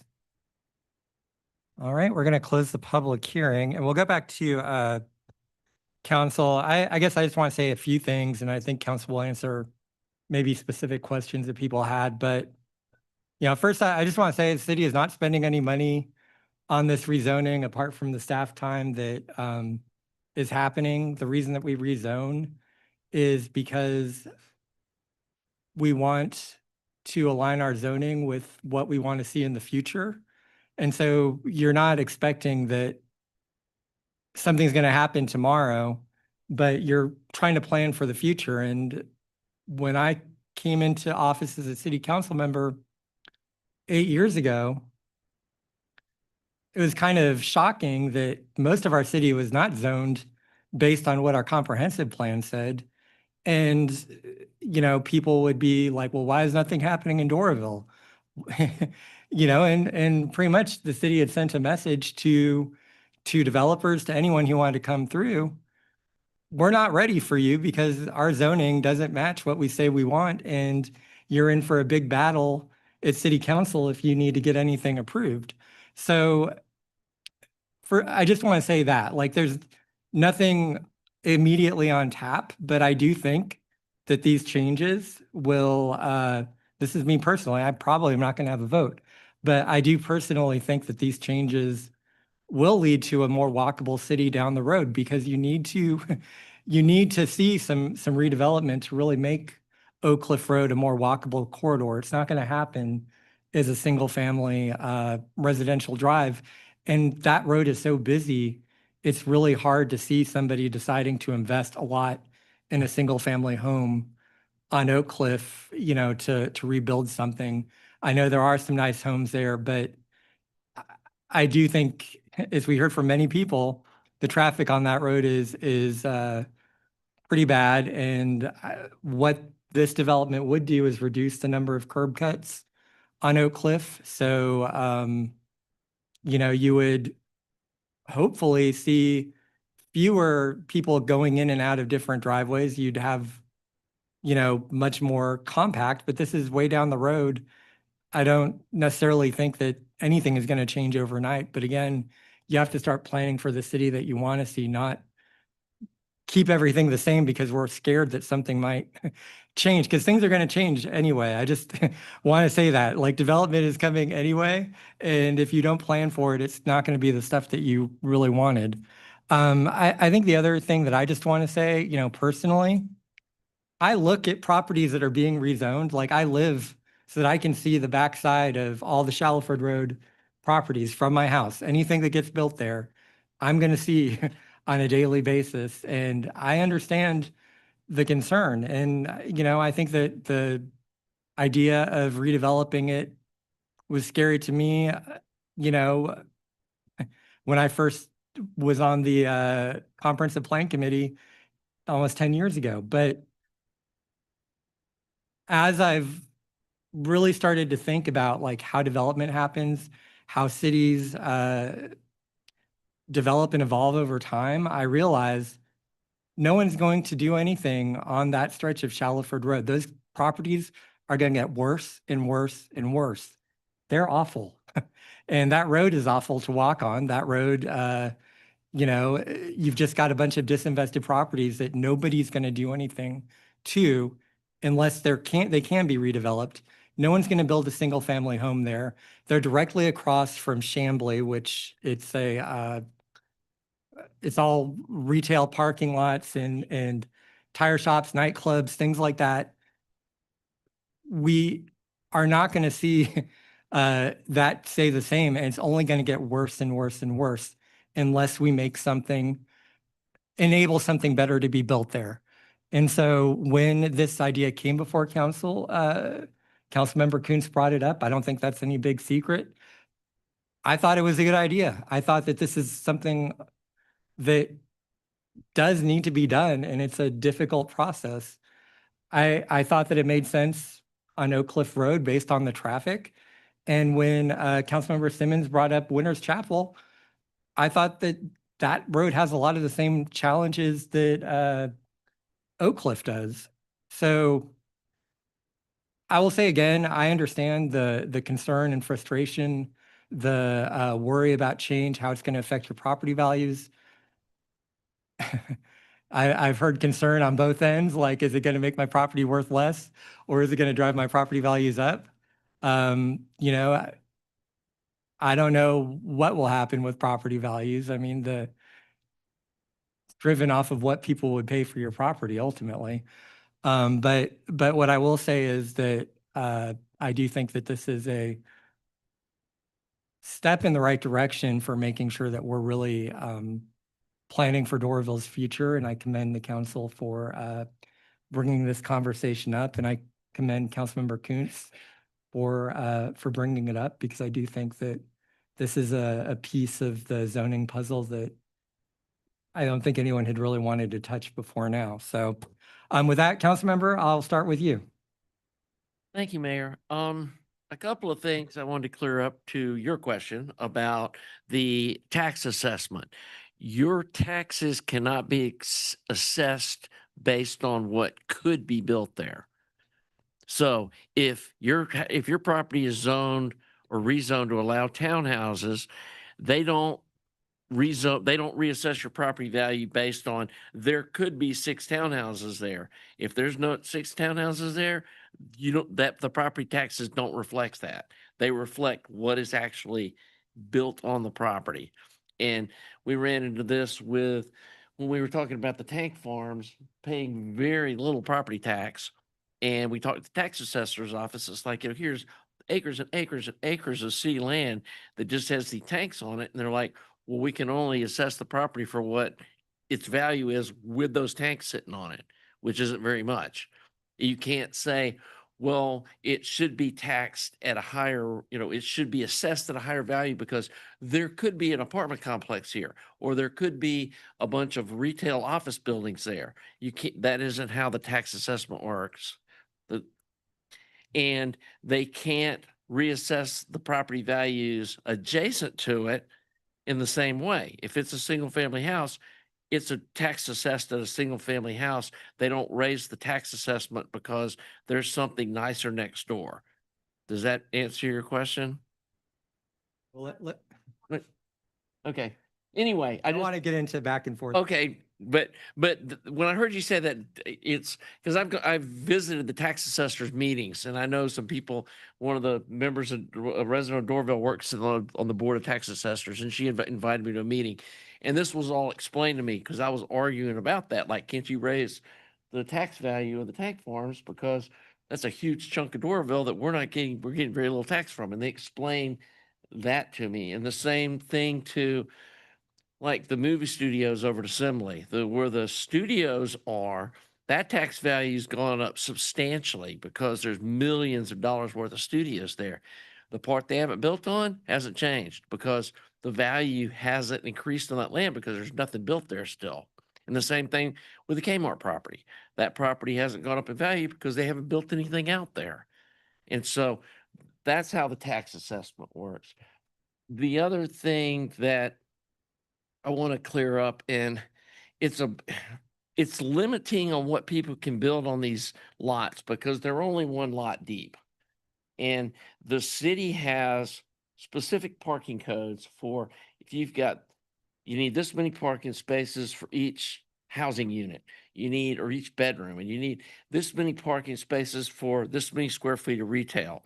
And when you start factoring in the parking lot size, that's going to limit the size of the building because there's only so much space on this property.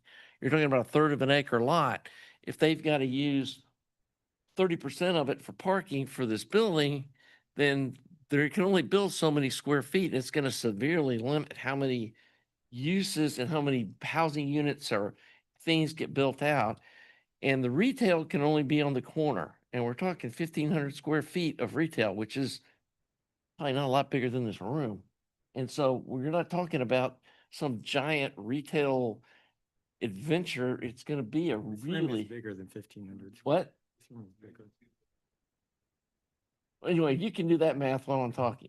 But so that's going to really limit the scale of what gets built there is by these parking requirements. And the other thing, when you go into this T4 type zoning, there's the impervious surface thing, but there's also stormwater retention required that they have to have a certain, I see you laughing over here, Tom. They have, there's requirements for stormwater retention in T4 that does not exist at all in R1.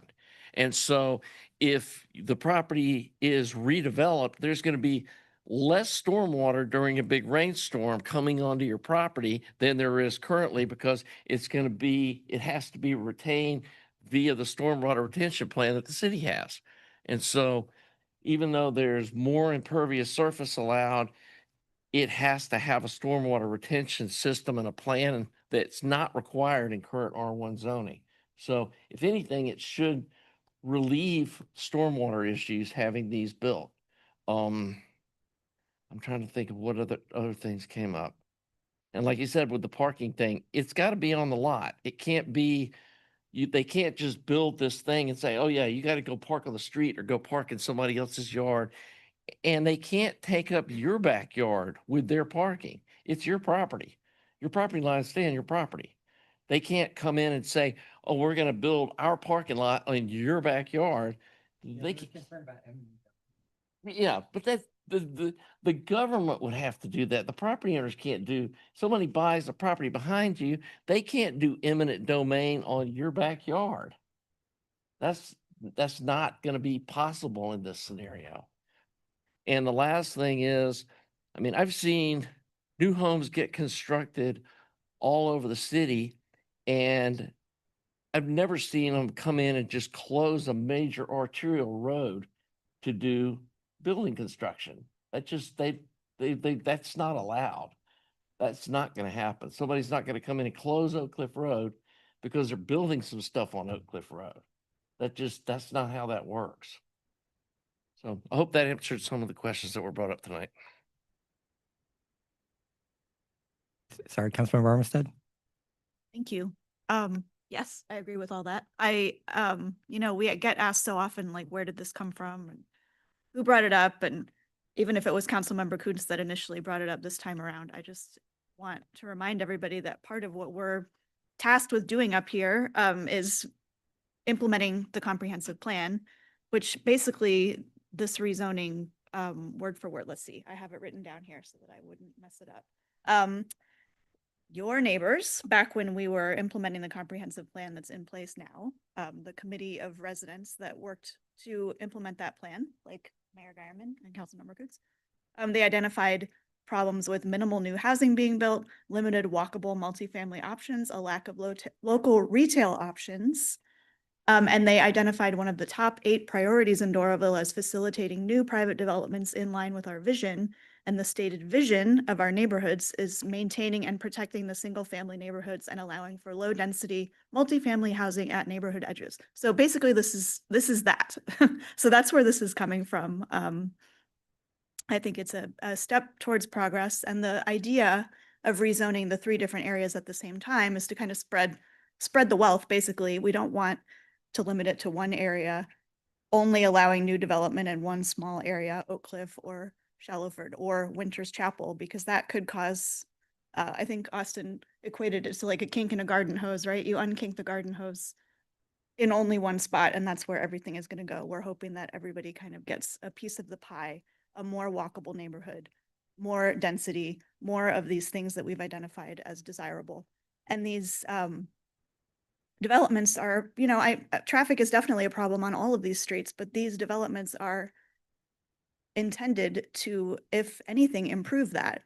You know, making, if you're walking to your neighborhood pizza place or coffee shop or whatever it turns out to be, you're not driving. So ideally, it would be a very minimal impact on traffic. I'm trying to remember what else I was going to address. Thank you all for coming to talk about this. We appreciate it. I've talked to a lot of you who have concerns. I've talked to a lot of you who are excited about it. And I've talked to a lot of you who had concerns and then turned out to be excited about it. So thank you everybody for your input. And obviously we have another month of this to go. So happy to talk with anybody who has questions. Thank you. All right, thank you. Councilmember Evans. Thanks, Mayor.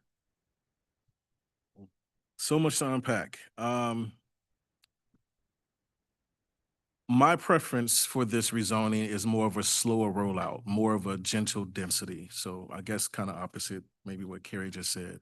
Instead of all areas at once, I would prefer just one to really just test the model to see if it works. And also catch what maybe something we've overlooked. And we can look down in Chamblee, Brookhaven of different models, not to pick on them or anything, but some of the concepts they've built, that there's a lot of vacant retail right now and the stores are empty. So is that what we want? Is that what we're queuing up for? And I prefer not to do that. So there is a corridor on Shallowford and Chamblee Tucker that's been vacant for years and just empty land, and they've been trying to lease it, sell it. It's roughly 3 to 4 acres. And to the mayor's point, the houses adjacent to that across the street from the retail in Chamblee don't look the best. That would be my preferred choice of where to start this rezoning to see what that would look like. There's not a developer in play right now, but to queue that up to bring in gentle density of what this concept could look like, and then roll it out to the other areas as well. That would be my preferred choice to protect the residents of R1 residential neighborhoods. I also propose a fence. I think most of council is for that when a development comes in, they have to build a fence in that buffer zone that protects the R1 neighborhood, so that when cars come in the rear, the traffic lights aren't necessarily beaming into their backyards, or just for extra protection. People aren't hanging out outside, walking from the back of the business to the neighborhoods, et cetera. I think that was something that would be, I've heard from residents that that's a favorable option to have that included with this, if this were to move forward. So those are the main points. As having less curb cuts would be great as well, but just more gentle density. And I understand it takes 6 months to roll this out. So why not just group it all together, do it at one time? However, let's see how it works so that we can make less mistakes. All right, thank you. And I'll just point out that I think we have learned from Chamblee's mistakes, because we don't require retail in these types of developments, and they do. And so hopefully people are only going to build it if they really think that there is going to be a market for it, I would hope. Thank you for that. Couple more things. Yeah, sure. There were questions asked too about, from a real estate perspective, in general, most new development will bring your property values up, which will increase your taxes. So keep that in mind. If we're looking for higher price points, that will definitely happen in most cases. But the tie-in here is for the developer to also build sidewalks, multi-use paths. So therein lies your development of less traffic, more people walking, et cetera. But I just wanted to address that point as well. All right, Councilmember Simmons. Thanks, Mayor. Since we're talking about property value, let's not forget we were one of the few cities that froze our property tax, right? DeKalb County passed that ordinance or whatever, where if you're the homeowner, we opted in to freeze everything. So your property value is set at that price point, regardless how much it goes up, unless you sell the house. So you as the homeowner, this is a state law, your property value froze at that price, regardless what happens to any property around you, is not going up. Only way it's going up is mill rate, which we're bringing down. So that's what I wanted to say to you about property value. If you're the homeowner of that house, your property value is not going up regardless what's done around it. So you don't have to worry. Thank you. That's the first thing. And then, of course, you have homestead exemption and everything else to help bring the mill rate down. So there's all sorts of stuff, but just wanted to tell that to you so you can feel at peace. There was talk about 50 to 60 curb cuts currently. What we're trying to do with this rezoning is cut out curb cuts, do more parking in the rear, which helps traffic. If you have 50 curb cuts along a 2-lane street, so one way each way, if people are going in, there's 50 options. Someone can go in and out of their driveway at a certain point, and it backs up traffic. If you cut that out and let everyone go around back, you have one spot to come out, and it helps alleviate traffic, help it flow better. So that's to that point. Let's see. Someone was saying that we don't have a plan. Our plan is rezoning this to T4. That is the plan, to bring someone with a plan to the city to help make our city better. You know, you can't make someone go spend their money and say, this is what we want, this is what you got to do. You got to give them the option and let them see our vision so they can come in and present a plan to us. We're not going to say yes at everything, but at least we're going to have the option there. Because like let history show, what we've done in the past has not worked. Because all I hear is traffic's getting worse, everything's getting worse on these certain streets. So let's try something new, because everyone knows the definition of insanity, and that's what we don't want to do. Let's see. Someone was talking about grocery stores. It was over here. That there's nothing walkable. If you look at what grocery store, if you do research on it, grocery stores look at population and density of cities for them to come and build a grocery store in your city. If you don't have the population or density, it's not worth their time and money to come build a grocery store in your city, because they're not going to make the money and the profit that they want and the numbers they want. So doing this will help us get the density and the option there if it comes. Let's see.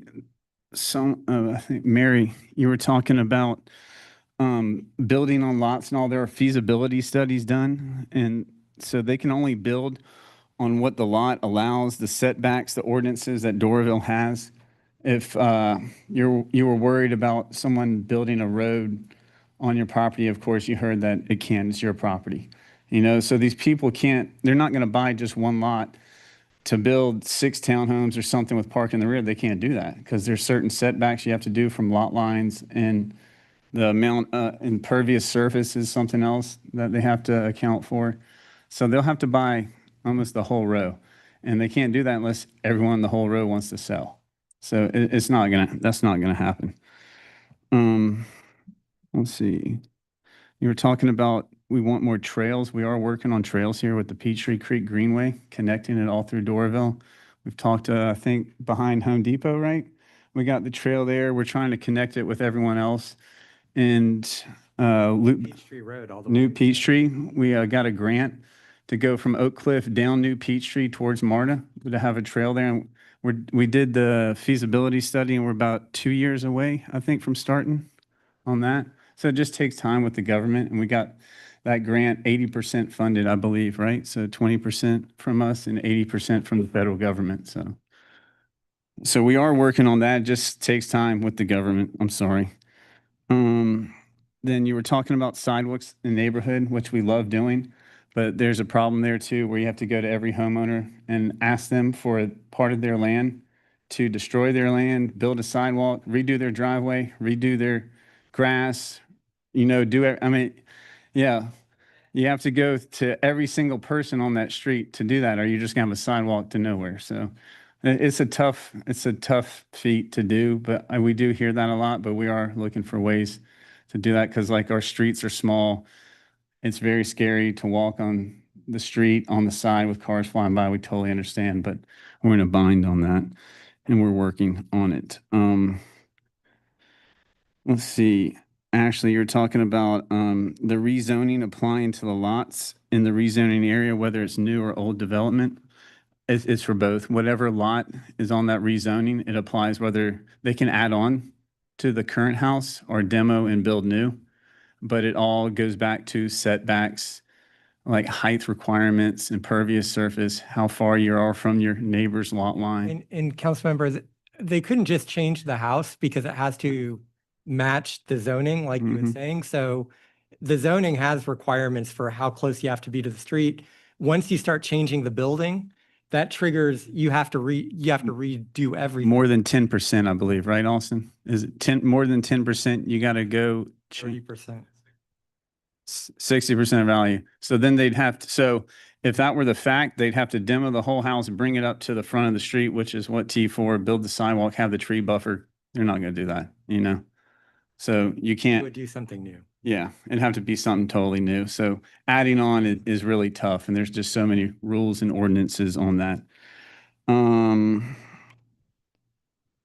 And then all back to parking spaces with commercial and all, it's back to our code and ordinances that if you have certain square foot building, you have to have X amount of parking spaces. And with our lots really only being a quarter acre at most, usually most lots here, it's not going to happen, you know, for those corner lots in the parking spots. They're going to have to take more lots than just one, and no one can make you sell.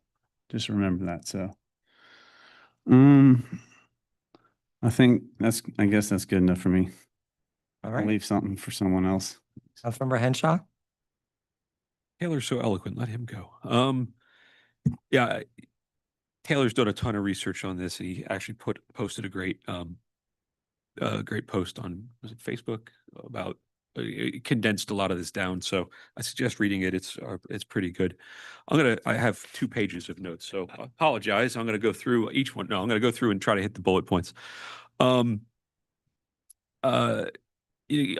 city doesn't have too much retail. It has retail hyper dense in certain areas and no retail in other areas. So by, some of this rezoning, we can sort of spread some of that out. Would be great to increase walkability. Cities don't go out and find developers, and we don't woo developers, and we don't go out there and tell them that we've got lots for them ready to go. We rezone and we align our comp plan to our zoning to make it easier for developers to come and do what they do as experts. So when I work with developers, and one of the very first things they ask is, all right, what's that lot zoned for? Okay, it's zoned for multifamily, or it's zoned for R3, or it's zoned for R1. And if I'm working with a developer that develops multifamily product and they see a lot that's along a corridor, and there's a lot that I'm thinking of along Claremont, and it sat vacant for years because it was zoned for single family, and it was untouched, and it was vacant, and it was a derelict house, and it's boarded up. And then the city went ahead and rezoned that land, and it sold fairly quickly. And now there's potentially a small development coming on that parcel. Developers don't want to buy a piece of property and spend hundreds of thousands of dollars on a piece of land, or millions of dollars assembling pieces of property, hoping a city will rezone it so they can build the product they want to build. That's a futile waste of money, and developers understand that just doesn't go anywhere. So having our comp plan and our zoning aligned, and having this very clearly delineated that we're looking to build a buffer between the roads and our R1 to protect our R1, but at the same time increase density, increase walkability. Developers know that that's what our goals are. They look at our zoning. It's very clear. It's very easy to understand. There's a buffer zone. These are your step backs on it's why we went to form-based code. There's step backs on your buildings. This is what you're allowed to do. You have to have a sidewalk that's so many feet wide, and then you have to have a planted buffer, and then you have to have a building. And it becomes much easier for architects and developers to go in and find pieces of property that meet what their goals are as a developer. And it's far more likely to increase development. We also have in our codes where sidewalks are being required to be built. Stormwater infrastructure has to be redone. And I think a lot of people are thinking of these as individual lots, but most of this development, if it were to occur, would occur with an assemblage of multiple lots, reducing curb cuts. And yes, it's a more dense product than a single family home, but that's sort of what the whole goal of this is. Property values, yes, as property values go up, theoretically your taxes can go up. But as the city diversifies in its income streams from different taxable entities, our downtown redevelopment assembly is not part of a taxable entity. It's got a 35-year tax abatement over it.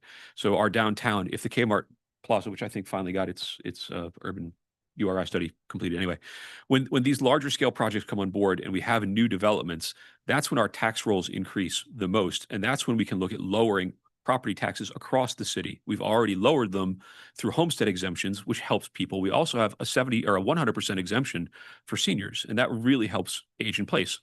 But again, your property tax bill is only about 20% Doraville, 80% city and county.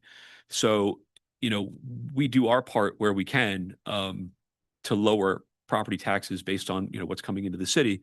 But we can only affect 20% of your bill. You have to talk to your county reps and your state reps to try to figure out how to lower the other 80% and your school board, the other 80% of your bill. You can't build a lot on any of these given lots. So, one lot, it's not particularly appealing to redevelop. If you can start to assemble 2, 3, 4, 5 lots, that's when you can start to do it. There are bigger lots scattered amongst these, but not many. So it really will take a number of years or a number of property acquisitions to get there. There's a development that I keep going back to, which was where what's it called? Sacred Heart in Chamblee, where Patillo has their trackside, and there were townhomes that were built, and they built these townhomes. There's only one exit off of Chamblee Tucker and one exit off of Peachtree Road. And there was nothing built across the street. And then they built it's Mercy Care. They built the Mercy Care across the street. Then they narrowed the road, and everyone complained, the road's narrow, traffic's terrible. Well, yeah, it diverted all the traffic that was going there by narrowing the road and by widening the sidewalks. And so now that road is actually more walkable because of the density that they added, and the cars know not to go on that road. So they stay on Beaufort Highway, or they stay on Chamblee Tucker, and they're actually using these smaller arterial roads less due to the density. I know that sounds really counterintuitive, but by having, 25 townhome units there, and then by the nature of the Mercy Care being across the street, it actually slowed traffic down, and it made people decide to go a different route. I still go on there all the time, and I get frustrated that it still takes me 2 light cycles instead of 1 because they took away my right turn lane. But it got rid of a lot of traffic, and initially it was backed up greatly, and now it's actually flows pretty well once people understood sort of what happened. So these sorts of developments, and we do need to look at code enforcement and making sure tanker trucks stay off our roads, and that's on us to make sure our codes are being done, code enforcement is done properly. No, and then there was a question about, 3-story. We just had this whole discussion about 3 stories by right, not 4.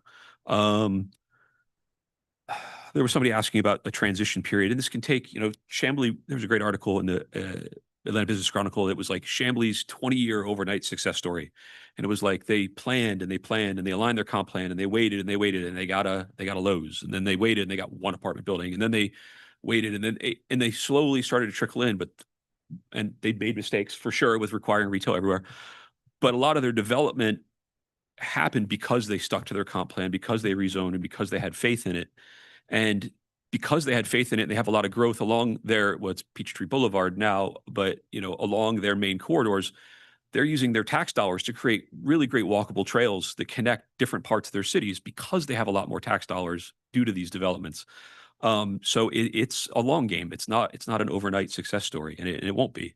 Construction noise is frustrating. They're building a new school behind my house, and you hear the concrete trucks every once in a while at 3 o'clock in the morning because that's when they do concrete pours on big buildings. None of these are big buildings. None of these require nighttime concrete pours. You can't build a building big enough. We don't allow structured parking under this zoning. It's all stick-built construction, so it's not concrete construction. So yes, there will be noise during the day, but we are not going to have that incessant noise that I've been dealing with, which I'm happy to deal with because we'll get brand new schools, which is also going to help our city. There was a comment, a duplex, no, but you can build an ADU theoretically on some of these single-family homes that are there through rezoning. So that's a possibility, but we have very strict codes for what our ADUs are and aren't. And so it would be a real challenge. There was a comment a while ago about, what happens if people build townhomes and then they're taken over by slumlords. It's like, well, we have codes in place that say any for sale product can only have 10% retention by an investor, and that 90% of the units have to be sold to outside parties. So, we're trying to make sure that those issues don't happen. Sorry, I've got a lot of notes. It's also illegal for cities to just go out and say, developers, we have land for you, buy it out from underneath people. It's also illegal when you talk about acquiring land for redevelopment through eminent domain. That has to be for public use. You can't just acquire pieces of property as a city and then give it to a developer to build. There's been massive lawsuits about that. You can't do that. At least as far as my understanding is that you can't do that. So that's not something the city would ever be interested in doing. That's a mechanism that the URA has that's only for public use. Susan, if you're listening, I already asked about conserving the carriage stone at the Dart building. Sorry, there was a lot. I don't know if that answered most of the questions. Oh, there was a comment about, the city doesn't have a plan. The city has lots of plans. We pay lots of money to lots of experts to make sure that our plans are good. Unfortunately, GDOT controls the lights at Buford Highway. We don't have control over that. And as much as we begged and pleaded and cajoled them to move a light from one intersection to the other, we've been told no. It would be illegal for us to do anything otherwise. So we try not to do illegal things here. We've been working on that project for years, and we have gotten GDOT to move the needle a bit, and we were able to approve the study last month. Yes, and we did get some funding through the Chambly Dorville CID. Thank you to them to help with that. So I think that answered most of the questions, but we still have another month. And again, we can't waive first read to vote yes or no on this. There's state law that prevents us from doing that. So I'm here, we're all here. We've got a month before this is going to get talked about again. So please reach out with additional concerns. Councilmember Ray? Yeah, thank you. Yeah, first, let me just say thanks to everyone for coming and sharing these thoughts. I'm not going to try to convince you otherwise from up here. As we've seen, it's not the best forum for conversation. We can't really go back and forth. This is something I care a lot about. I'm passionate about it. I've done a lot of research and read books, and anyone who would like to talk, please reach out to me. I can do email, phone call. I'd recommend in person because I can be long-winded, and that way you can interrupt me. But I like to talk about it, and I might not convince you otherwise, but I would like to at least make a case. I'm a little mad at Chris for saying I'm eloquent for a second there because I'm going to be bouncing around now that they've covered most of these points. If we start zooming out, yeah, there's no impending construction. Last year we rezoned Tilly Mill to T3 and not a single home has been bought and converted. These things happen over decades, not over years. Really zooming out, one reason I think this is a good idea is we have a pretty massive housing crisis as a country. And the way a lot of cities are trying to solve that crisis is by letting people build single family homes and then 4/1 apartment buildings that end up with empty retail, as has been discussed, but it's also perpetually renting. There's nothing wrong with that, but when you add these missing middle housing pieces, duplexes, triplexes, townhomes, what you're doing is you're encouraging a different background of people, not just those affluent enough to buy a single family home to move into the community, but you're also encouraging people to actually buy into the community and take pride here. And we get a diversity of type of people, but also new homeowners who are going to be involved and enjoy our parks and become a part of what I think is a pretty great city. Bouncing through here, let's see. Most of the traffic stuff got covered. This does handle curb cuts. It does require streetscaping.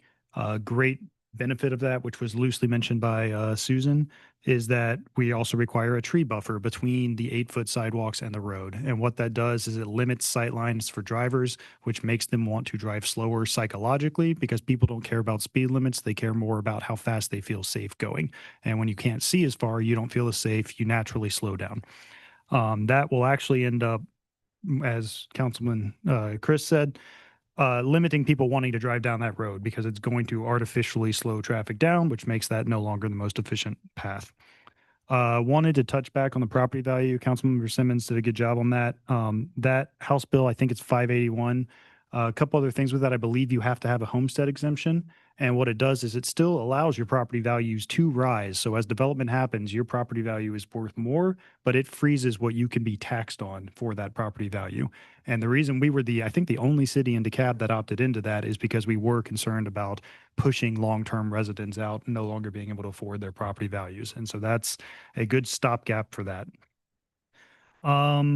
Question on the types of businesses. There is a use table. I tried to pull it up. I was having trouble finding it. But Austin briefly covered it in his presentation. The uses for the corner commercial are very, very limited. It's effectively restaurants and things like coffee shops. We allow something like a conditional use permit for convenience stores. The goal being that it would be nice to have like a neighborhood grocery you can walk to and walk home and grab something if you ran out of sugar or something like that, but CUP so that we can limit hours and not have super late businesses or those types of stores that maybe put up a front of a grocer and then have other nefarious things going on. So we had that in mind. Going down through here. Last thing I wanted to touch on, like I said, I've done a lot of reading on this. I'm happy to answer any questions, but kind of undiscussed benefit here is from an infrastructure management and tax benefit standpoint to the city. You can imagine if you've got one of these lots and it's currently got one single family home on it, if you can add 4 townhomes to that lot, you're getting 4 times the amount of taxes for that lot. Now, it'll be appraised a little differently, but you basically have 4 people paying to maintain the same amount of sidewalk as one household paying. This has a lot of benefits to the city in terms of just managing that, but also long-term, it helps us hopefully lower the millage rates to reduce a tax burden on our residents. So we're finding ways to add density, better manage the city, but also doing so in a way that doesn't have these giant 5-story, 6-story apartments encroaching upon the neighborhoods so that we're buffering and maintaining the neighborhood character. I can wax poetic for a while. I'll leave it at that. Please reach out. All my contact information's on the website. I will meet in person, talk on the phone, but we've got a month.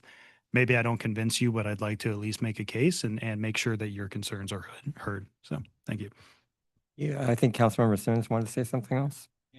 Yeah, thanks, Mayor. I just had one more thing, and actually Councilmember Ray said it right at the end, well, sort of 2 more things, that, it's a supply and demand thing. So you get denser units in a smaller footprint, you have more people there, you get more tax dollars from them, which helps bring down your tax dollars, if you can spread it out. So the more people you get in can help with bringing in more tax dollars to help alleviate your tax burden. So that's one thing. And also, supply and demand goes with, I hear about empty retail spaces, and it's on the developer. It's a price per square foot, they're charging X amount per square foot, and people can't bring their businesses in there. But if you bring more competition around them, they're going to bring their price down, which will activate it more.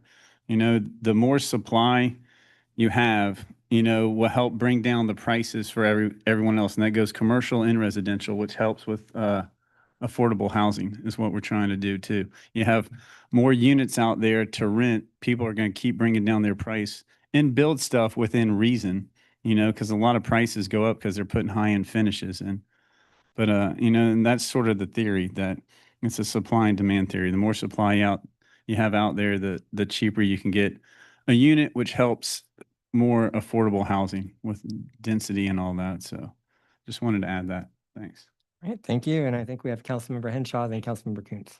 Yeah, I try to put people's notes in order, but I had one that I just jotted down, so I don't know who said it, but something about different council members representing different parts of the city, and that's technically true. But we are all up here. We all vote on these issues, and we all work hard to make sure that we're doing the right thing for all the parts of the city. So, I live in Northwoods, and other people live in Oak Cliff, or other people, we're scattered about the city, and it's important to have representation throughout the city so that that your neighbor, we are your neighbors. We're not some nebulous federal government. We're literally live here. Yes, I represent Northwoods because I live in Northwoods, but I don't make decisions what's going to be best for Northwoods. I make decisions on what's going to be best for Doraville. And that's really my only goal up here, is to figure out what's best for Doraville. So, even if I'm not your representative, please reach out to me. We all have different expertises up here. We've all lived in different neighborhoods. We've all, led different lives. We all have different perspectives on these issues.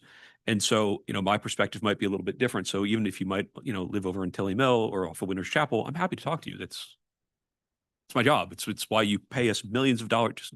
It's why you pay us millions of pennies a year. Is millions of pennies between all of us. So yeah, we're here to listen. We're here to and I don't just represent Northwoods and so just yes, some of us are elected on within a given district, but we all represent you up here, including the mayor. So, that was it. Okay. Councilmember Kuntz. Well, thank you. Gonna wrap this thing up with one of the things that I ran for office on was following the comprehensive use plan. It's one of the things that I was part of the steering committee on the comprehensive use plan. And I realized what an important thing it was for the city to actually have a plan. And I find it comical there's people saying that there's no plan when there's literally a plan. It's on the city's website. It was approved a decade ago. And this is like the master plan for what we wanted to see the city look like. We had charrettes, we had the community come out. There's 40, 50 people would come to some of these meetings where you're given dots to put on the wall about what you want to see, where you want to see growth, where you don't want to see growth. And the plan was derived from that. And then when I got elected, I was shocked that the city wasn't following the plan. They didn't follow the plan that was done 10 years before that. And the zoning map was just like it had been since the 1960s. It still had these zoning district and categories like C2 that had just a sea of parking lot out in front of a building that were car centric, and there was no sidewalks required or anything. And in the last 5 years, we've had, I should ask Austin to come up with a number. We've rezoned hundreds of properties in Doraville with city initiated rezonings that none of the property owners asked for, but the residents in the city, the people that live here, said they wanted to see in this comprehensive use plan process. And that's what we're trying to implement here. We were, when we first got elected mayor, I remember we were looking at Beaufort Highway. One half of Beaufort Highway was zone T5 and the other side was zone C2. So you got a road that's split down the middle that's in the city. And when I said, why did that happen? Well, somebody went around telling all the residents that if we rezone it this, that it's crazy is gonna happen. It's gonna ruin your house and your neighborhood. And when did we rezone Beaufort Highway, Austin? 2020, 5 years ago. We rezoned Beaufort Highway to T4, that a bunch of the same people that are spreading misinformation this time were telling everybody in the neighborhood that the whole world was going to catch on, was going to set on fire and the sky was falling. 5 years later, it's no different. It didn't change anything except align the road, align the zoning to the comprehensive use plan. Unlike somebody else brought up, Shamley's success story was a 20-year overnight success. It's because they did the same thing. And that's what we're trying to do with this, is make the zoning map match the plan that we do have in place. And that's what this boils down to. All right. Anyone else?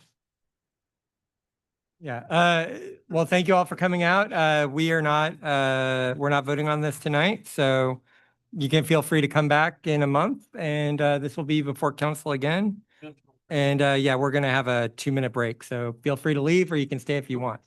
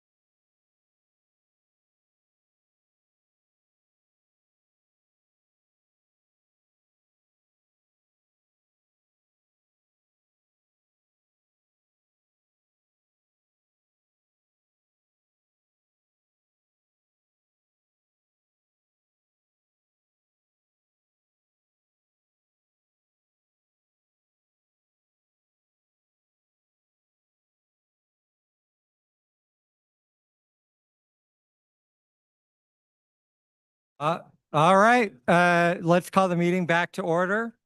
We're going to start with V25-10.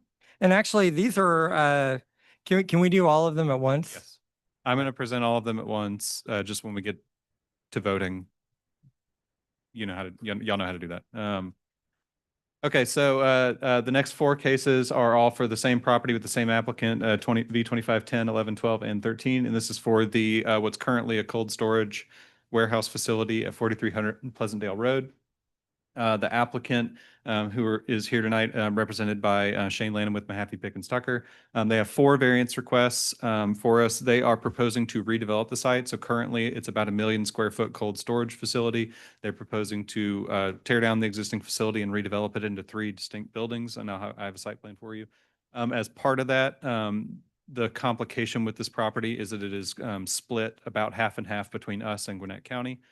Council approved an intergovernmental agreement a couple months ago with Gwinnett County to where Gwinnett County, similar to the Amazon facility and a couple of other properties that we've had since 2020. Gwinnett County will handle the permitting and inspections and all that for the new development, but zoning is one of those things that we cannot will away as part of an IGA, hence why they're here tonight.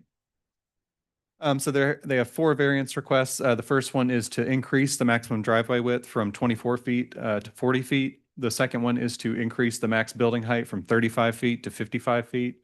The third one is to remove the bicycle parking space requirements. And then the fourth and final one is to be exempt from the streetscape requirements of the office warehouse zoning district, which is what this is zoned for in Doraville. So here's the property location. You can see the solid red outline is the whole property, and then the dash line running through the middle is about where the county boundary is. So you can, the entrance is actually on the Doraville side, and the building is about maybe 60-40 Doraville and Gwinnett.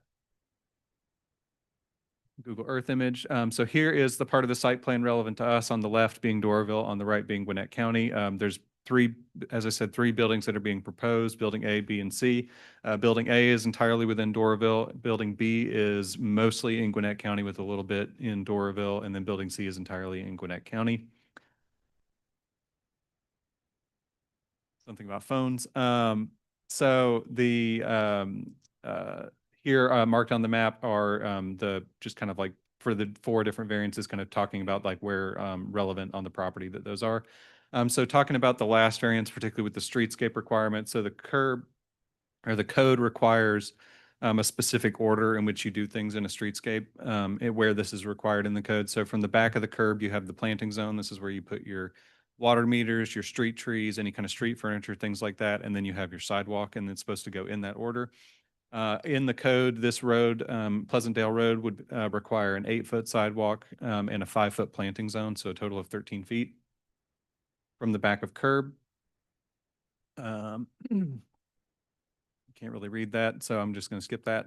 So here's some proposed elevations provided by the applicant, as well as an aerial rendering of what the new development would look like. So again, looking at this map on the left where building A and part of building B is, that's in Doraville, and then on the right is Gwinnett County. So staff recommended approval of the first 2 variances for the driveway width and the building height, and then recommended denial for the last 2 variances for the bike parking and the streetscape. Planning Commission had a similar recommendation as staff. I will say, I sent you guys, I believe on Monday, an update from the applicant with an updated rendering. You know, I won't rehash everything that was said in that email. I'll let the applicant speak to that as well. But, you know, part of that was, you know, maybe some willingness on the applicant's part to have a discussion about the bike parking spaces and the variance request for that, and then a discussion for maybe a compromise solution on the streetscape requirement, or what's required in our code for the streetscape. And with that, that's the end of my presentation. The applicant is here, and I believe he has a presentation as well. If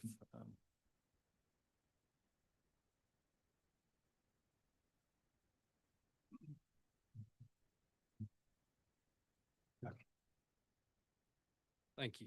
Mayor, council members, good evening. My name's Shane Lanham with Mahaffey Pickens Tucker. Address is 1550 North Brown Road, Suite 125 in Lawrenceville. Appreciate y'all's consideration of these 4 variance requests for the property. Appreciate staff's presentation there, providing some of the background. First, what I want to jump into is we're basically prepared to ditch one of our variances for lack of a better characterization. Sorry, there's probably a better term for that. But after further conversations with staff, we've gained some clarity on the requirements. We think there's an opportunity to provide that required bicycle parking indoors. And so we can meet that requirement. So we are no longer seeking approval of variance V2512. So I think procedurally, we'd request a withdrawal if council saw fit to proceed that way. The proposed development, as Mr. Shelton indicated, is to redevelop the existing property. It's a very large cold storage facility that I think at Planning Commission, I said was built in the mid-80s. It was actually the mid-60s when construction for that facility first started. So as you can imagine, there's a lot of functional obsolescence. Things are getting old, and it's a struggle to keep that, you know, occupied and operating as any property owner would desire. So the plan here is to redevelop with modern light industrial office warehouse type of uses, modern concrete tilt wall construction, flat roofs, a significant investment into the property, and we think will produce a better result both for the city and we think the operation of the property. So to dive into it, the first variance that I'll touch on is that increased curb cut width from 24 feet to 40 feet. That is our southern driveway, which is on the left hand of the screen right here. That's what we consider the main driveway. And I'll note that y'all may be aware of this, but the project, due to its size, also went through a development of regional impact. So we had to go through that DRI process with ARC and Greta. And so we submitted comprehensive traffic studies, and a lot of analysis went into that as well, which informed the layout of the site plan. So that increased driveway width, one, it's similar to the width of the existing driveway, which we're relocating slightly. We're actually pulling that a little bit further south.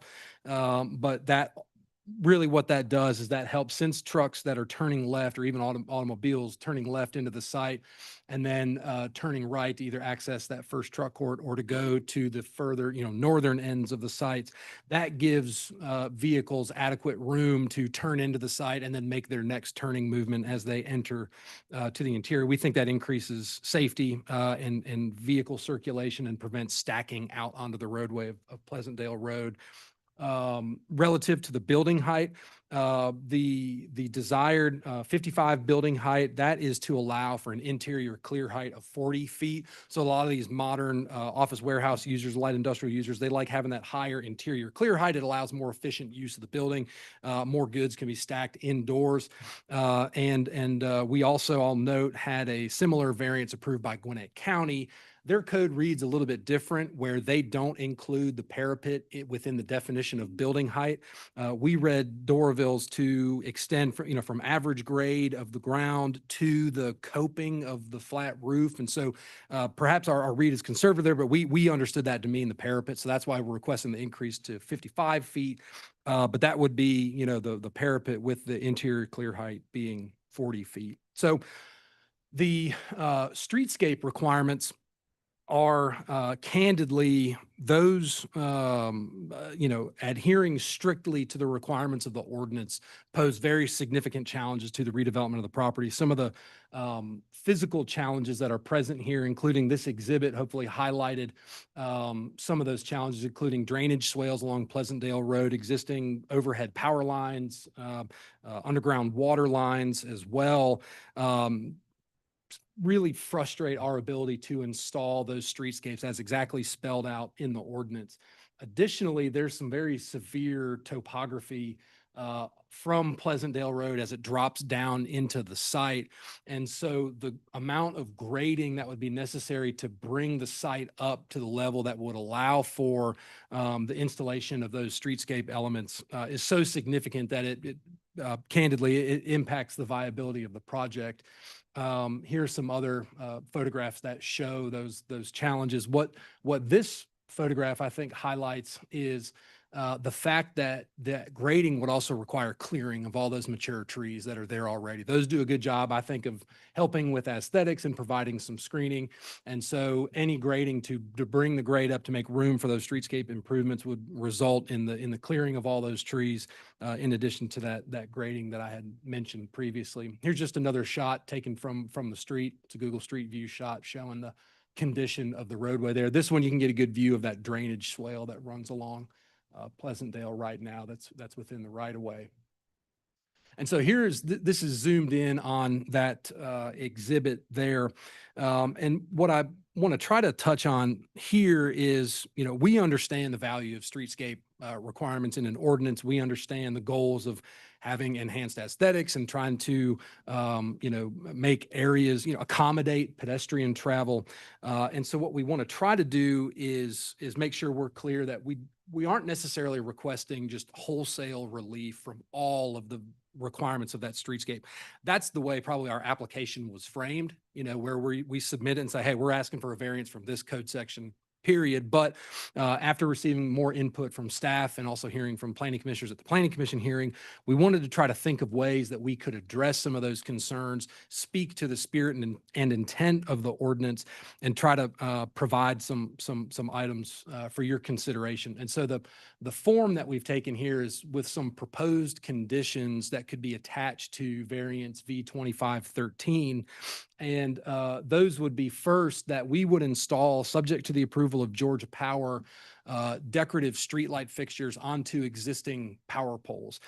This is something that my client, the property owner, actually did on another property just around the corner. This one's entirely within Gwinnett County off of Mims Drive, but it was a similar situation, steep grade, very cluttered, congested right away, and we didn't have room to do those streetscape requirements. And so what the Gwinnett County Zoning Board of Appeals did was approve a condition that because we have to seek approval from Georgia Power, who owns those poles, but that we would, to meet their own street lighting requirements, that we install those fixtures onto existing power poles. We thought that was a good compromise and thought it had application here.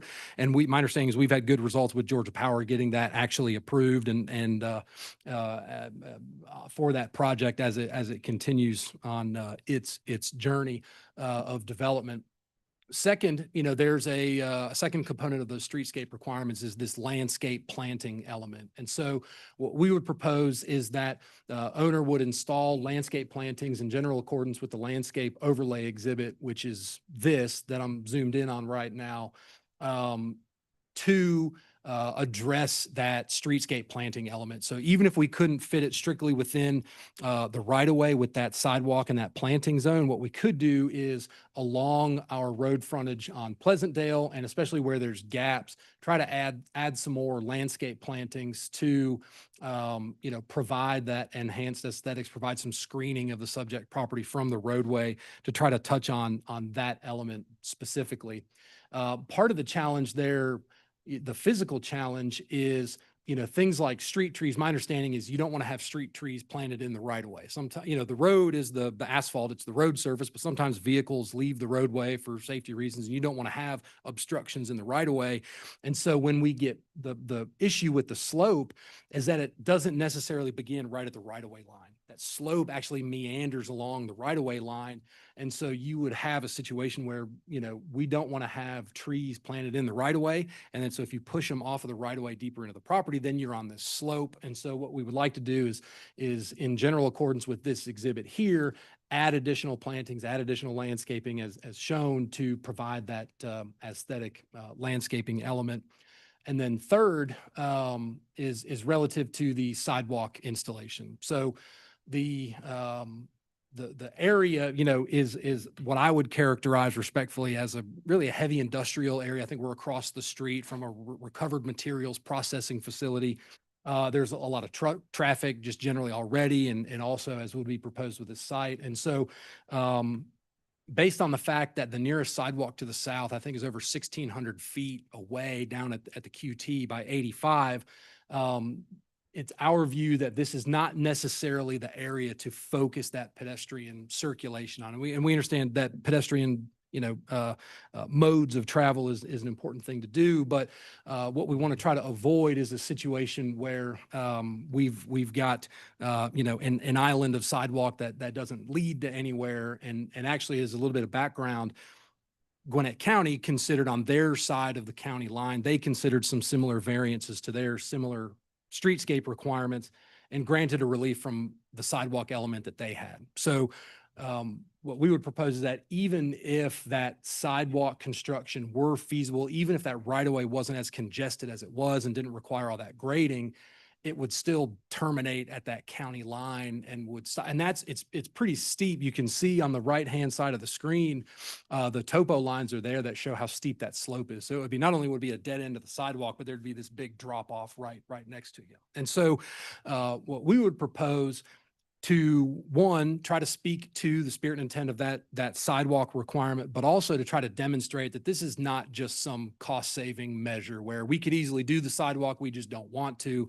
What we want to try to propose is that we calculated our estimated costs for that sidewalk installation, like the concrete, the work to actually put the sidewalk, on the ground, and say, we will take that figure, which we estimated approximately $15,000 for that run of sidewalk, and make a contribution to the city, so that the city could use that money for other pedestrian improvements in areas that have maybe more immediate needs, that have, other tricky elements, or just, for other public purpose. I think I put that in the language, so that, we're not trying to tie the city down, but we did specifically want to talk to that. I think even tonight there was a comment in the public comment about, sidewalks on Oak Cliff Road, and then this Peachtree Greenway project that we heard about as well.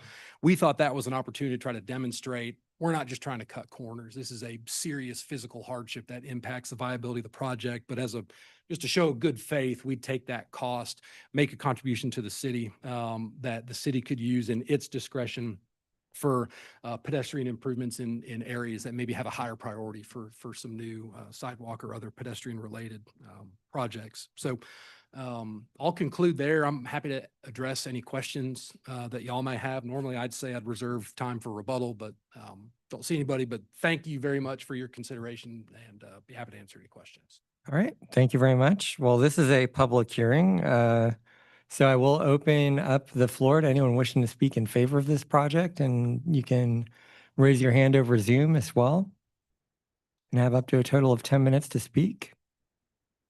All right, we'll close the portion for folks in favor and open up to anyone against these variances. And Cecil, we can do it for all.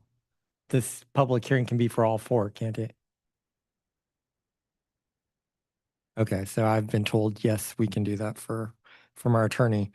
So anyone wishing to speak against these variances? You can have up to total of 10 minutes to speak. All right, we're going to close the public hearing, and we'll see what questions council has. Why don't we start with Councilmember Simmons? Thanks, Mayor. Guess my questions is for both, but I'll start with Austin. The rendering for the streetscape, the slide he was showing us was their proposal, right, for the overlay? Or that one, thank you. Or is that us? That's what I thought. What's our proposal for the streetscape, or what are we requiring? Code would require, from the back of the curb, it would require a 5-foot planting zone and then an 8-foot sidewalk. Okay. All right. And then would a 8-foot sidewalk fit along that stretch? Because I was just looking at some of those pictures, and I'm sure they're selective. Part of the applicant's argument is, in some places it might, in a lot of places it doesn't. Okay. Topography that's currently there. Do what? Yeah, that's what I was wondering. I mean, I'm sure there's some pictures where it will, and then the ones I saw, some didn't look like it would. And then how many linear feet of sidewalk would it roughly be? I heard 1,600 from you to the closest QT, but I don't know if that's the whole property. That was just to where the closest sidewalk is. Right. So do we have, I don't know, you can answer. This one I believe is the Quick Trip. No. Do we know how much sidewalk they would have to pour? I think it's about 700 linear feet. Is that about right? 700 linear. 700 feet. Okay, and it's 8 foot? Because, I just don't think that 15,000 would cover. 15,000 wouldn't cover. I know if it was like a 5-foot sidewalk, 1 cubic yard, you get with the numbers you had, I think it was like $144 cubic yard. And I think concrete was like 250 nowadays or something. Anyway, yeah, I think those were my questions for you about that. And then you were talking about the building height, 44 feet, which is fine. And we're talking to go to 55. So you're going to have a 10-foot parapet wall to help block your rooftop units and all. Is that what you were going for? Roughly? Okay.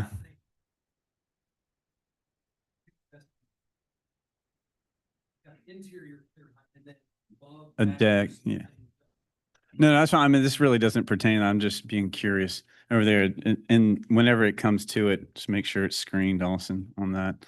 But no, that was my, and then on the trees, of course, they wouldn't be in the right way. And with this, I mean, I did see the grade, but we've been burned so many times on not building sidewalks, and then we're the ones stuck with the island, because I can see Gwinnett doing it later, and we just got done doing one over there off PIB connecting to Dunwoody. And we didn't decide at that time, and then look what happened. So now I'm very in favor of doing the sidewalk. And I think the streetscape would be nice. I mean, it looked a little rough in there. We could definitely make it look a little nicer under whatever conditions we need on the plant and buffer. So I think that's all I got. Thank you. Oh, thank you, Mayor. Thank you all for being here and for the presentation. I agree with Councilmember Simmons that thank you for the offer of the monetary value, but I don't think it would be sufficient. And my preference, just knowing that people do walk that area, would to be able to have a sidewalk. My thought, not to be morbid, but people walking in cow paths in the middle of the night with possibly no lighting and no sidewalk, with large 18-wheelers coming to and fro, concerns me.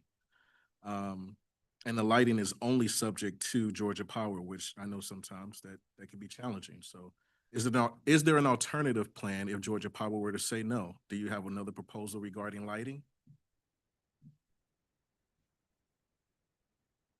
There may be another solution to that, probably not getting interior light. I think it's you wouldn't want to have them. We did have.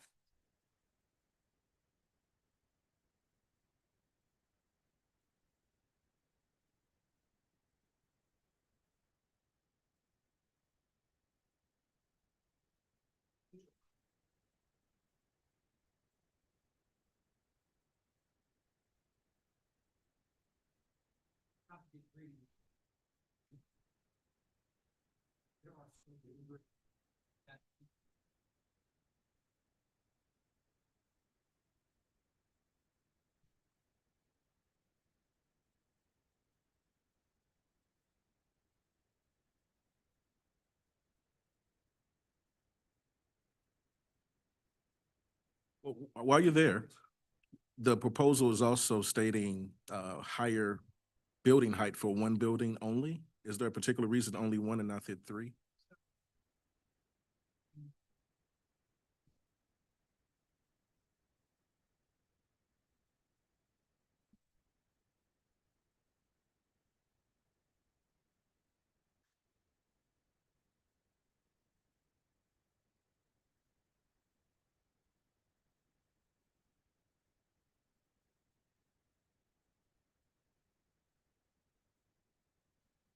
Building.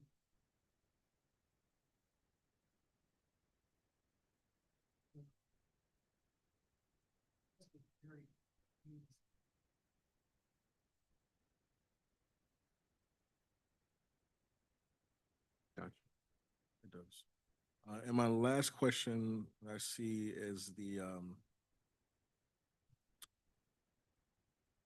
near the entrance, if you're not proposing to do the streetscape because of the terrain, is that the reason? Is there a possibility, and I'm not sure how you feel about signage, if you want signage or not, but a wall that covers that terrain that's elevated with your signage or whatever the case may be?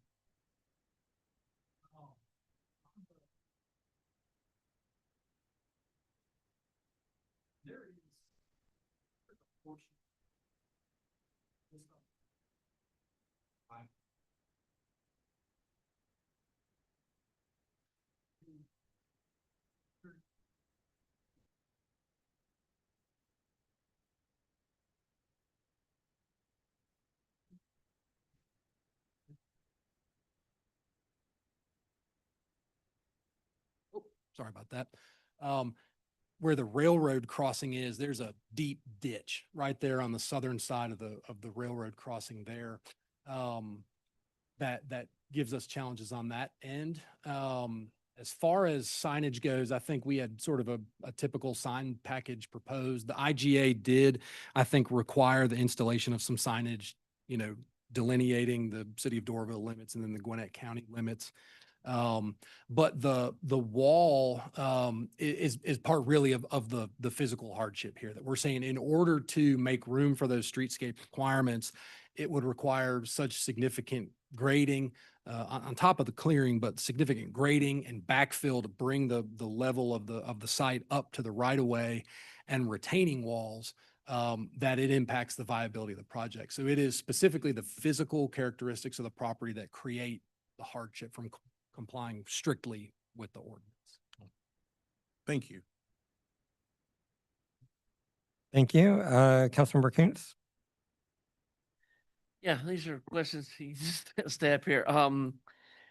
So one of my questions, because we're going from this cold storage to more of a warehouse kind of a thing with forklift drivers and all that kind of stuff. Well, how many employees are you expecting to be working at this facility? Good question. Charlie, do we have any preliminary numbers? Come up to the microphone so the mainly because the people at home, they can't hear you when you're sitting there. Hey, my name is Charlie Stocks. I'm with the property owner.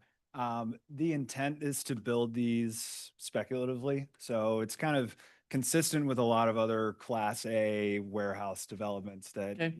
A lot of these tenants that when they want to move in and they have a need for space, like they need it kind of right away. In terms of projecting number of employees, our goal is for this to be a very vibrant use that's going to create jobs. Right. We own a large portfolio of industrial facilities. A lot of them are manufacturing that are, high paying jobs. That's our hope for this development, but still a little too early to know at this stage. So you can, no number on how many employees estimate at all. I can't give you a number in good faith right now, just knowing that. I mean, is it 20 people, 100, 1,000? You can't ballpark this? I don't feel comfortable ballparking. I can, get back to you. We can run some high level calculations based on different use types, but it's a wide range of. So you operate other facilities like this, but you can't give me a number on how many people you think could work in this many square feet. I can't, standing up here at the podium. Okay, well, we'll have to wait and let you get me some numbers. The other question I have is about what is the expected cost project or the cost for this project? Build this out. What are we talking about spending? Total around $50 million. $50 million. And in the letter you sent us, you said that this streetscape would limit the viability of this project, correct? Okay. And so I would say that must be like pretty large percentage of the project's cost for it to impact the viability. Would you agree with that? That if some variance was going to make you say, I'm not going to build this, it would be a fairly expensive cost, correct? Yeah, absolutely. So at the end of it, you're trying to tell us that $15,000 is going to stop a $50 million development. Now, I should clarify the $15,000 estimate, which came from a contractor that we work with regularly in the market, is for the cost of the sidewalk alone. If we were to place the sidewalk on our property, just due to the constraints that we've outlined, it would be a couple of orders of magnitude higher than that because of the grading, utility relocations, the drainage swale, the overhead utility lines, utility poles. You have any estimate on that cost, or is that something you can't give me either? I could give you a high level, probably $500,000 to $1 million. Okay. Put, yeah. And I'll explain where I'm going with this. Sure. I understand that this is in an industrial area and that Gwinnett's not gonna require a sidewalk being built north, so I as well am not interested in building a sidewalk to nowhere. And, but the reason I'm asking about the number of employees is I feel like there's probably gonna be people working at this facility that don't have a car.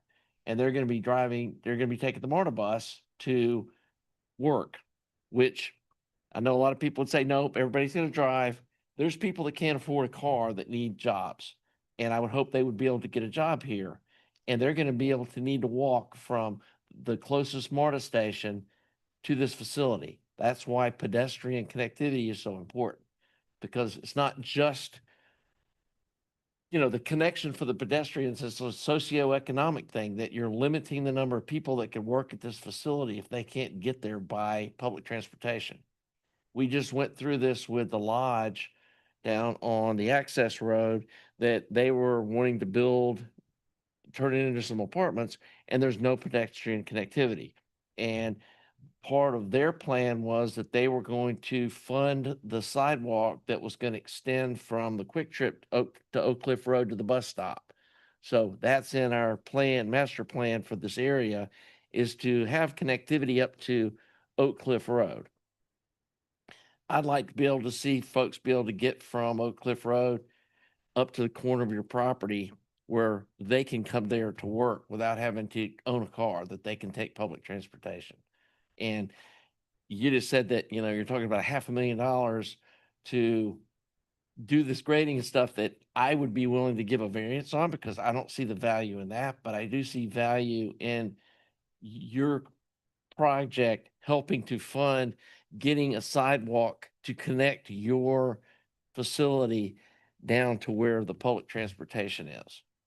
And I don't know what that looks like, what that would cost, that sort of thing. And I understand there's that railroad crossing and stuff. I was involved when the city had to rebuild that railroad crossing. I know that's a hot mess down there. And again, like you were saying that, this idea that people might be walking, I'm sure they're gonna have night shifts, people out there walking at night, 18-wheelers driving on the road. I don't want to see somebody get killed and it turns into a public safety thing.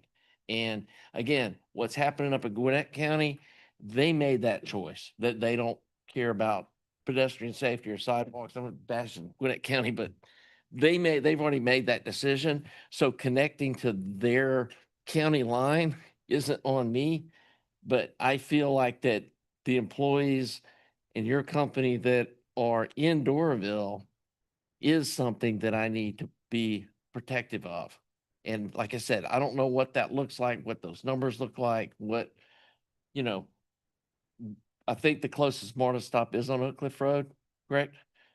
And so, like I said, it's not just even the public safety thing. It's that people would say, I can't work at this place because I don't have a car and it's not safe to get there by public transportation. So we're limiting the economic, the economic status of a person who could even apply for a job there. And I don't think that's something any of us want to see. So, I hope that you understand now where I was kind of going with these questions. The only thing I would say to the, employee mobility comment is that we do see, this is kind of one of the downsides of building a project speculatively is we don't know who the user is going to be.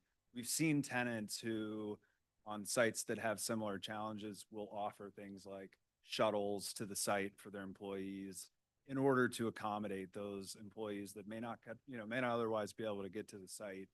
Again, similar to the number of employees, I can't in good faith tell you that the user would allow that or would provide that, because these are being Correct. built without a user. And to this point, it would actually make your project more rentable, or you would attract clients that may not come there because they would have to provide a shuttle if there was a way for them to get there via sidewalk to public transportation.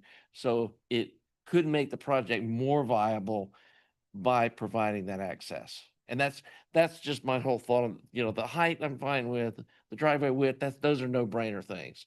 And even the landscape stuff, a few trees along there, yeah, that's nice, but that's not my main concern. My main concern is, your employees being able to get to public transportation, because north of there, that's on Gwinnett County. And they've already kind of made it clear that that's not a priority for them. So that's what I've got. Thank you for coming. Thank you. Councilmember Ray?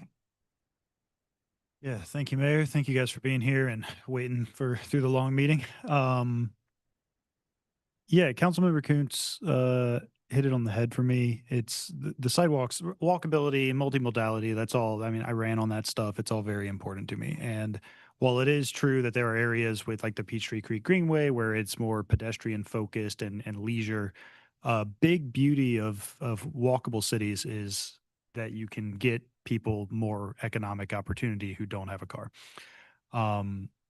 I understand the concern with going towards the Gwinnett County line and then stopping that and there being a potential island there. It's funny, if you go down Street View just a little further, there's actually biking in from Gwinnett County towards the property, which, you know, I think shows there's need for other forms of transportation.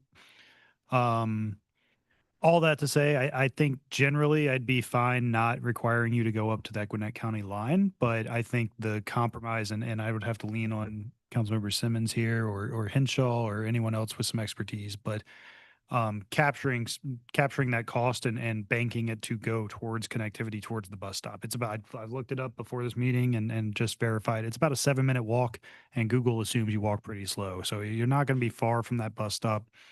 I think this is an awesome investment in the community, and I appreciate that you're wanting to do it. But I've worked a lot of jobs that have large warehouses, and it really is a great entry-level job that allows people without college-level education to get in with a company doing big things and work hard and work their way up to managing that warehouse floor or even further up in the business side. And I want to make sure we are offering that opportunity for people who do not have a car. So I guess all that to say, not really in favor of waiving first read tonight. I'd prefer, I don't know if I want to try to guess at a number here, but prefer either somebody make a suggestion or staff work with you all to figure out what we think is fair recompense for that, so we can start building towards that connectivity. But I absolutely understand your issue with the slope and having to build that up, and for what ultimately and unfortunately will be a sidewalk that's not going to be used because Gwinnett County is not going to connect it. So I don't want to have you guys spend money for the sake of it, but we don't have sidewalks because in the past we either didn't have these requirements in place or we didn't enforce them. And so while this would create somewhat of an island or not a sidewalk immediately, I think we have to start finding ways to build out these sidewalks. But hopefully still working with you all in a way that makes sense. I don't want to come across as foolhardy here or anything like that. So that's everything for me. Councilmember Armistead? Thank you. Yeah, I agree completely with what you all have said. I don't think anybody's interested in kind of cutting off our nose to spite our face with having you get rid of all those mature trees going north to just end the sidewalk. But I definitely would like to revisit that number and see how much it might cost either for you to build or for us to bank the sidewalk down on our end. I agree completely. But that's the only one that gave me pause. I'm fine with the driveway width and the height, and I'm glad you rethought the bicycle parking. So thank you. Thank you. Councilmember Henshaw? Yeah, I think you need to ask your builder where he gets his concrete, because we'd like to use them. I mean, it's about anywhere between $5,000 and $13,500 to build an 8-foot wide sidewalk for 100 linear feet is what we're dealing with within the city right now. That depends on topography and terrain and everything. So you figure 700 linear feet, you're at low end $35,000 for that's a sidewalk, and high end you're at about $95,000.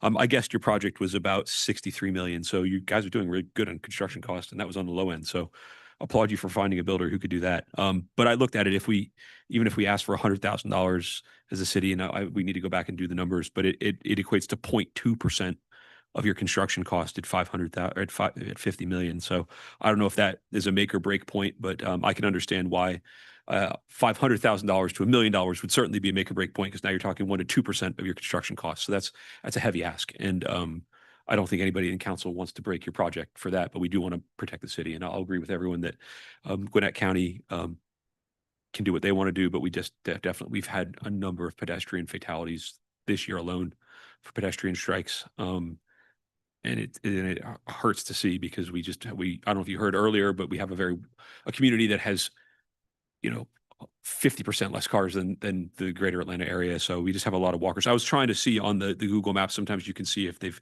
kind of created cow paths along the sides of the roads. It actually looks fairly clear there. But in other areas where we've had this problems, it's definitively people have been walking, cutting sidewalks in. And it's a good indication of where those trails are is where you need them. The building itself is fine, and the height variances and the curb cuts and all that's all fine. And glad you could find some bicycle parking. So yeah, I definitely want to come back and just figure out what an equitable number is for the sidewalk bank, but I'm not going to force you guys to build a sidewalk there either. Just as long as we can come to a number that makes sense for us to get the pedestrians safely to your building. And I understand why it's hard because you could get one manufacturer that takes up 200,000 square feet. That's all automated conveyor belts that's run with 5 people, or you could get 30 different people renting out that space that each have 10 employees. So I understand that it's hard to get a number, but it would be good to figure out on average, our overall buildings. And just for me, are these about 210,000 square feet each? Is that You've got one, maybe 225. just out of curiosity? Yeah, I think building A, we've got it at 220, drawn at 226,000 right now. Okay. It's similar for building B with. And the third one's in Gwinnett, smaller by one bay, right? 150-foot bay, smaller. Yeah. All right. I was trying to do really fast math, and I've got it close to right. So, no, that was it. I like the buildings. I'd love to see you guys build a home here. We've had some other last mile delivery and last mile, manufacturing stuff done in Chamblee, and it's done really well. So it'd be great to have more of that here. So that's it. Thank you. Anything else? I forgot to clarify that I was in favor of the building height and the driveway widening. I'm sorry I didn't say that. My bad, but I guess I'll just say that I think the only thing that really there is a sticking point on is the sidewalk part. So I don't think we necessarily have to waive, or we have to do everything to the second read if you don't want to. yeah, I mean, I did do the math. It's like 17 grand just for material, but we're not in the sidewalk business. Yeah, well, I think it makes sense to look Yeah, at because it. we got to do all 4 separately, or 3 now, right? Yeah, So- correct. I'll make a motion to waive first read on items V2511 and 10. 10 and 11. and 10. Sorry, they're in 2 different colors. It threw me on the packet. So I make a motion to waive first read on V25-10 and V25-11. Sorry. Second. Oh yeah, go ahead. I interject, sorry. For the bicycle parking, you have 2 options. So they've requested to withdraw, so you could vote to accept that withdrawal, or you could just vote to deny it. The result is the same. We'll tackle that one next. Well, do you want to waive first read on that one too? Yeah. Oh yeah, okay. I forgot we need to waive first read on that. I will also waive first read on V 25. 25-12. Second. Okay, so we have a motion and a second. Any discussion? All right. Would anyone like to make a motion on V25-10? I'll make a motion to approve V 2025-10 as written in the packet. Second. So we have a motion and a second. Any discussion? I'll call the roll. Councilmember Armistead, Yes. Councilmember Henshaw. Yes. Councilmember Simmons, Yes. Councilmember Evans, Councilmember Ray, Yes. Councilmember Coons. Yes. Motion passes. I'll make a motion to approve V 25-11. Second. All right, we have a motion and a second. Any discussion? All right, I'll call the roll. Councilmember Coons, Yes. Councilmember Ray, Yes. Councilmember Armistead, Councilmember Henshaw, Yes. Councilmember Simmons, Yes. Councilmember Evans. Yes. Motion passes. I will make a motion to allow the applicant to withdraw V 25-12. Second. We have a motion and a second. Any discussion? All right, I will call the roll. Councilmember Evans, Yes. Councilmember Simmons, Yes. Councilmember Armistead, Yes. Councilmember Henshaw, Yes. Councilmember Coons, Yes. Councilmember Ray. Yes. Motion passes. And so then we will hear V25-13 next month. Great, thank you. Thank you, guys. Thank you.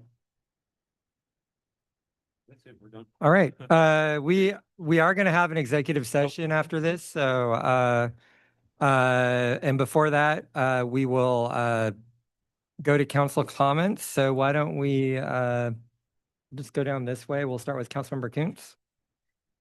Yes, make sure you guys vote. And again, there's been things circulating that the city has no plan for the downtown. The city has no plan for any of the stuff we're doing. We have plans for everything. We talk about things. We've got plans. And so that's just nonsense that the city doesn't have any plans. And like I said, just please go vote. The future of the city is, I'm not saying it's hinging on this election, but you always hear that from politicians. But the future's, this is the last big election, but this is an important election. So please go vote. All right. Thank you. Councilmember Evans. No comments. Thank you. Councilmember Henshaw. I didn't say it earlier, other council members did, but thank you for the people that came out tonight. It's not easy to get up and stand on this at the podium and speak to the dais. And we've been accused of the past of not listening to our residents. And there were a good 10 or 12 people that came and spoke tonight. And for every one resident that came and spoke tonight, we probably have 2 or 3 that speak to us outside of council meetings because it can be intimidating, or they don't have the time. And so we always listen. We write copious amounts of notes. I showed you the blank paper, but we write copious amounts of notes. We really do take all of this seriously. We are your neighbors and your friends, a lot of us. And so I applaud you for coming up, and it's a process. But just because we listen to you doesn't mean we necessarily agree with you. And so, we have our reasons for doing what we do. But please, reach out with concerns. Obviously, we took 4-story buildings down to 3. We do listen, we do change, we do adapt. And sometimes it's very difficult to do it at the podium. So please reach out to any of us about the rezoning or any other issues, because that's, again, why you pay us the millions of pesos to do what we do. That's it. Thank you. Thank you. Councilmember Armistead. Thank you. I just wanted to remind people again of what was mentioned so many hours ago during the proclamation for the Buford Highway Orchestra program, that they are going to be showing that documentary on PBS on November 24th. I really highly recommend that everybody watch it. I watched it at the screening at the Terra Theater, and it was absolutely beautiful and inspiring and made me very proud to be part of this community. So please don't miss it. Thank you. Thank you. Councilmember Simmons. Thanks, Mayor. Few things, early voting started yesterday, so don't forget to get out and vote. You can vote. Chamblee Senior Center is the best place to vote. I was in and out within 5 minutes, but don't forget New Peachtree. No, Peachtree Road is blocked off, so you have to enter Malone Drive off of Peachtree Industrial Boulevard. Peachtree Boulevard. Or Peachtree Boulevard. Oh, sorry, I'm stuck up here. Yeah, Peachtree Boulevard, the busy street. Downtown's all gone. Drove by again today. Everything got knocked down. It's pretty cool. See that? So drive on by. It's a good haunted house to go look at for Halloween if you want. Stay out. Yeah, stay out of the fence, which segues into Trunk or Treat. Is October 25th, 5 to 8, Honeysuckle Park. So please come join. It'll be a lot of fun. Bring your kids. A lot of candy will be there. And then other than that, just to get ahead on some stuff, the Healthy Pets DeKalb for that Doraville sponsors here in at Assembly. We're shooting for March, April, and May. We got a few dates. So when we get closer and we nail down the dates, I'll let you know. But it's where you get free vaccinations, free spay, neuter, all that stuff with Lifeline. Cats, dogs, it'll be great. So listen up. It's coming out again. Thank you. Councilmember Ray. Yeah, thank you. I think I'll start again by just thanking everyone who did come and speak and share their thoughts. I'm going to talk a little bit more about the zoning stuff because that's all I've been thinking about for the last couple months. There's this somewhat pervasive thought I've heard from multiple people of we're not, code enforcement needs to do more. Or we've got to fix this road, or this traffic light wasn't moved when it's supposed to. And I want to firmly reject that we cannot do projects in parallel, and there's no reason to delay progress in the city because some things still need to be fixed. And why shouldn't we try? We all love Doraville. I think we can all look at it and understand it can be even better than it is. So why not try? Why not start now? And perhaps mistakes will be made. Perhaps some oversight will happen. And the beauty of it is we can keep fixing it and keep working and keep improving.